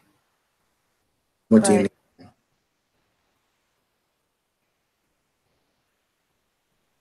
Can you tell Tangel that once he's made this thing, he owes me one swing of it? Can you speak up a bit, Katie? Now. Oh, sorry. He essentially she's saying he owes me one swing from it. Karina's actually going to squint her eyes because she'll say, so that way I don't misconstrue the meaning. One swing is... I want to help someone. And I don't know any way they can be helped except by that hammer he's making. All right. I will pass this message on to him. Thank you. I'll be okay. You better be. Yeah, Karina's actually going to pull... If Pepper's okay with it, that is. Yeah. Karina's going to pull her in for a hug. Yeah, she doesn't resist at all. She's smushed in. She's thinking, wow, she smells like goat. Wow. No, she doesn't. She doesn't have that flaw. Your butt. She mind. I'm sorry. Oh, yep. She's got the she mind. This is like barely any amount of humanity that's like, hey, I should respect this. This is respectable. And let's see how convincingly she does it. She will be trying to put on the brave face, trying so hard. Kincaid will say, "Hey, hey." He puts this brooch on the table. Kind of just narrows her brows. She's got 3 successes worth of brave face going on. Nope. That shit was like defeating. It's even with success, it's going to be only so convincing, but she looks like she at least earnestly believes she's doing what she needs to do. For all that, she is still going to have a little bit of them shakes. He backs up and he just points at it. She'll go over. Karina actually, she goes a little wide-eyed at that because she knows what that is.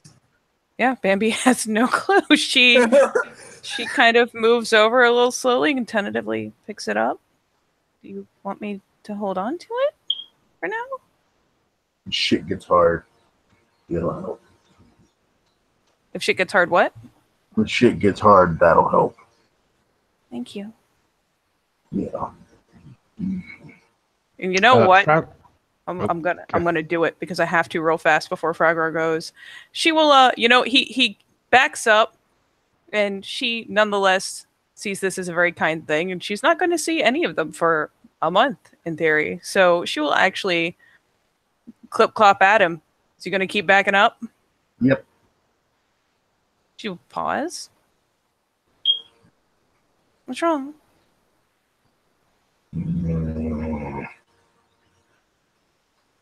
Are you trying to honor her in this?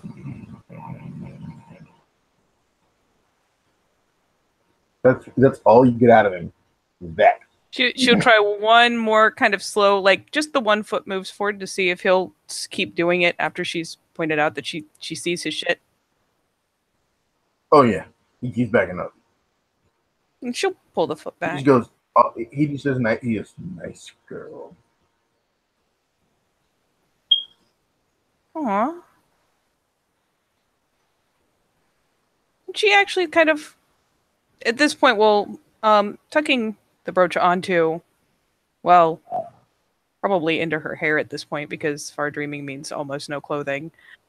Will nonetheless actually kind of hold a hand out, kind of trying to, like, she's not going to try to continue to approach him, but we'll try at least briefly to beckon him over. He goes, "I can see you just fine from here." Okay. Okay, go ahead, troll bro. Fraggle will walk over to her and will take a knee in front of her. We'll look straight at her. He's still angry, but he's not. We're gonna lose our shit angry. And he just says, "Please, be safe." No, he even got down on her height, so she can't do a thing for Kincaid because he won't let her close enough. But at least with the troll meltdown, he gets the arms kind of thrown around his neck, big ol' hug.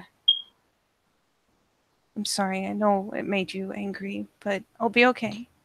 You did not make me angry. I promise it You didn't do makes anything more to make sense. me angry. I promise it makes more sense than you think it does. You just don't know. But there's a reason, and it's okay. Every story has multiple sides. It's just the way that they're told can determine another outcome. I hope I'm allowed to tell you her story when I leave. I think it will help.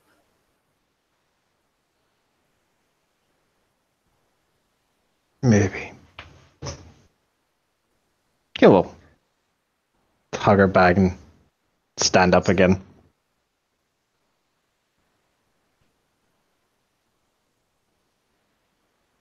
And yeah, Take another look at the mural. Oh yeah. Okay. She said you all can and should go. But I'll be alright. And if I can find a way to keep contact, I will.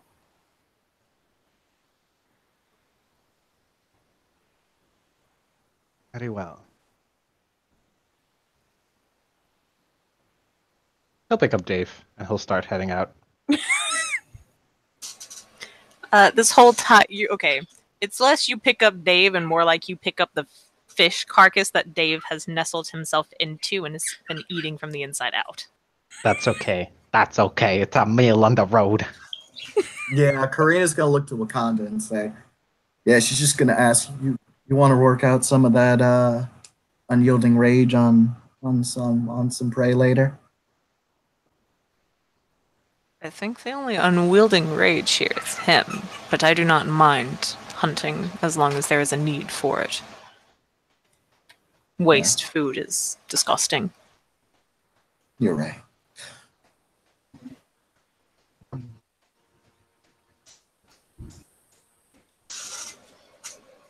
Okay. Is there anything else anybody else wants to do? I didn't hear my cockatiel on the screen. I'm gonna cry. I'm gonna cry at the loss of my 2-point treasure. But yeah, I'm ready to go. You don't lose your 2-point treasure. Okay. As you all leave, Or don't die. yeah, as you all leave, the dreaming just all of a sudden coughs up a lung. But I mean, that'd be appropriate considering the plot line. Lol. You're right though. So as you all leave, there's in front of each one of you, including those who are not here currently because they had to leave because went on a little longer than I expected. A little, well, I say little. Well, actually, yeah, a fucking little bag is popped up in front of each of you as kind of like a congratulations. You have made it through this quest. And that is what we will end it. Thank you players for playing. Thank you watchers for watching.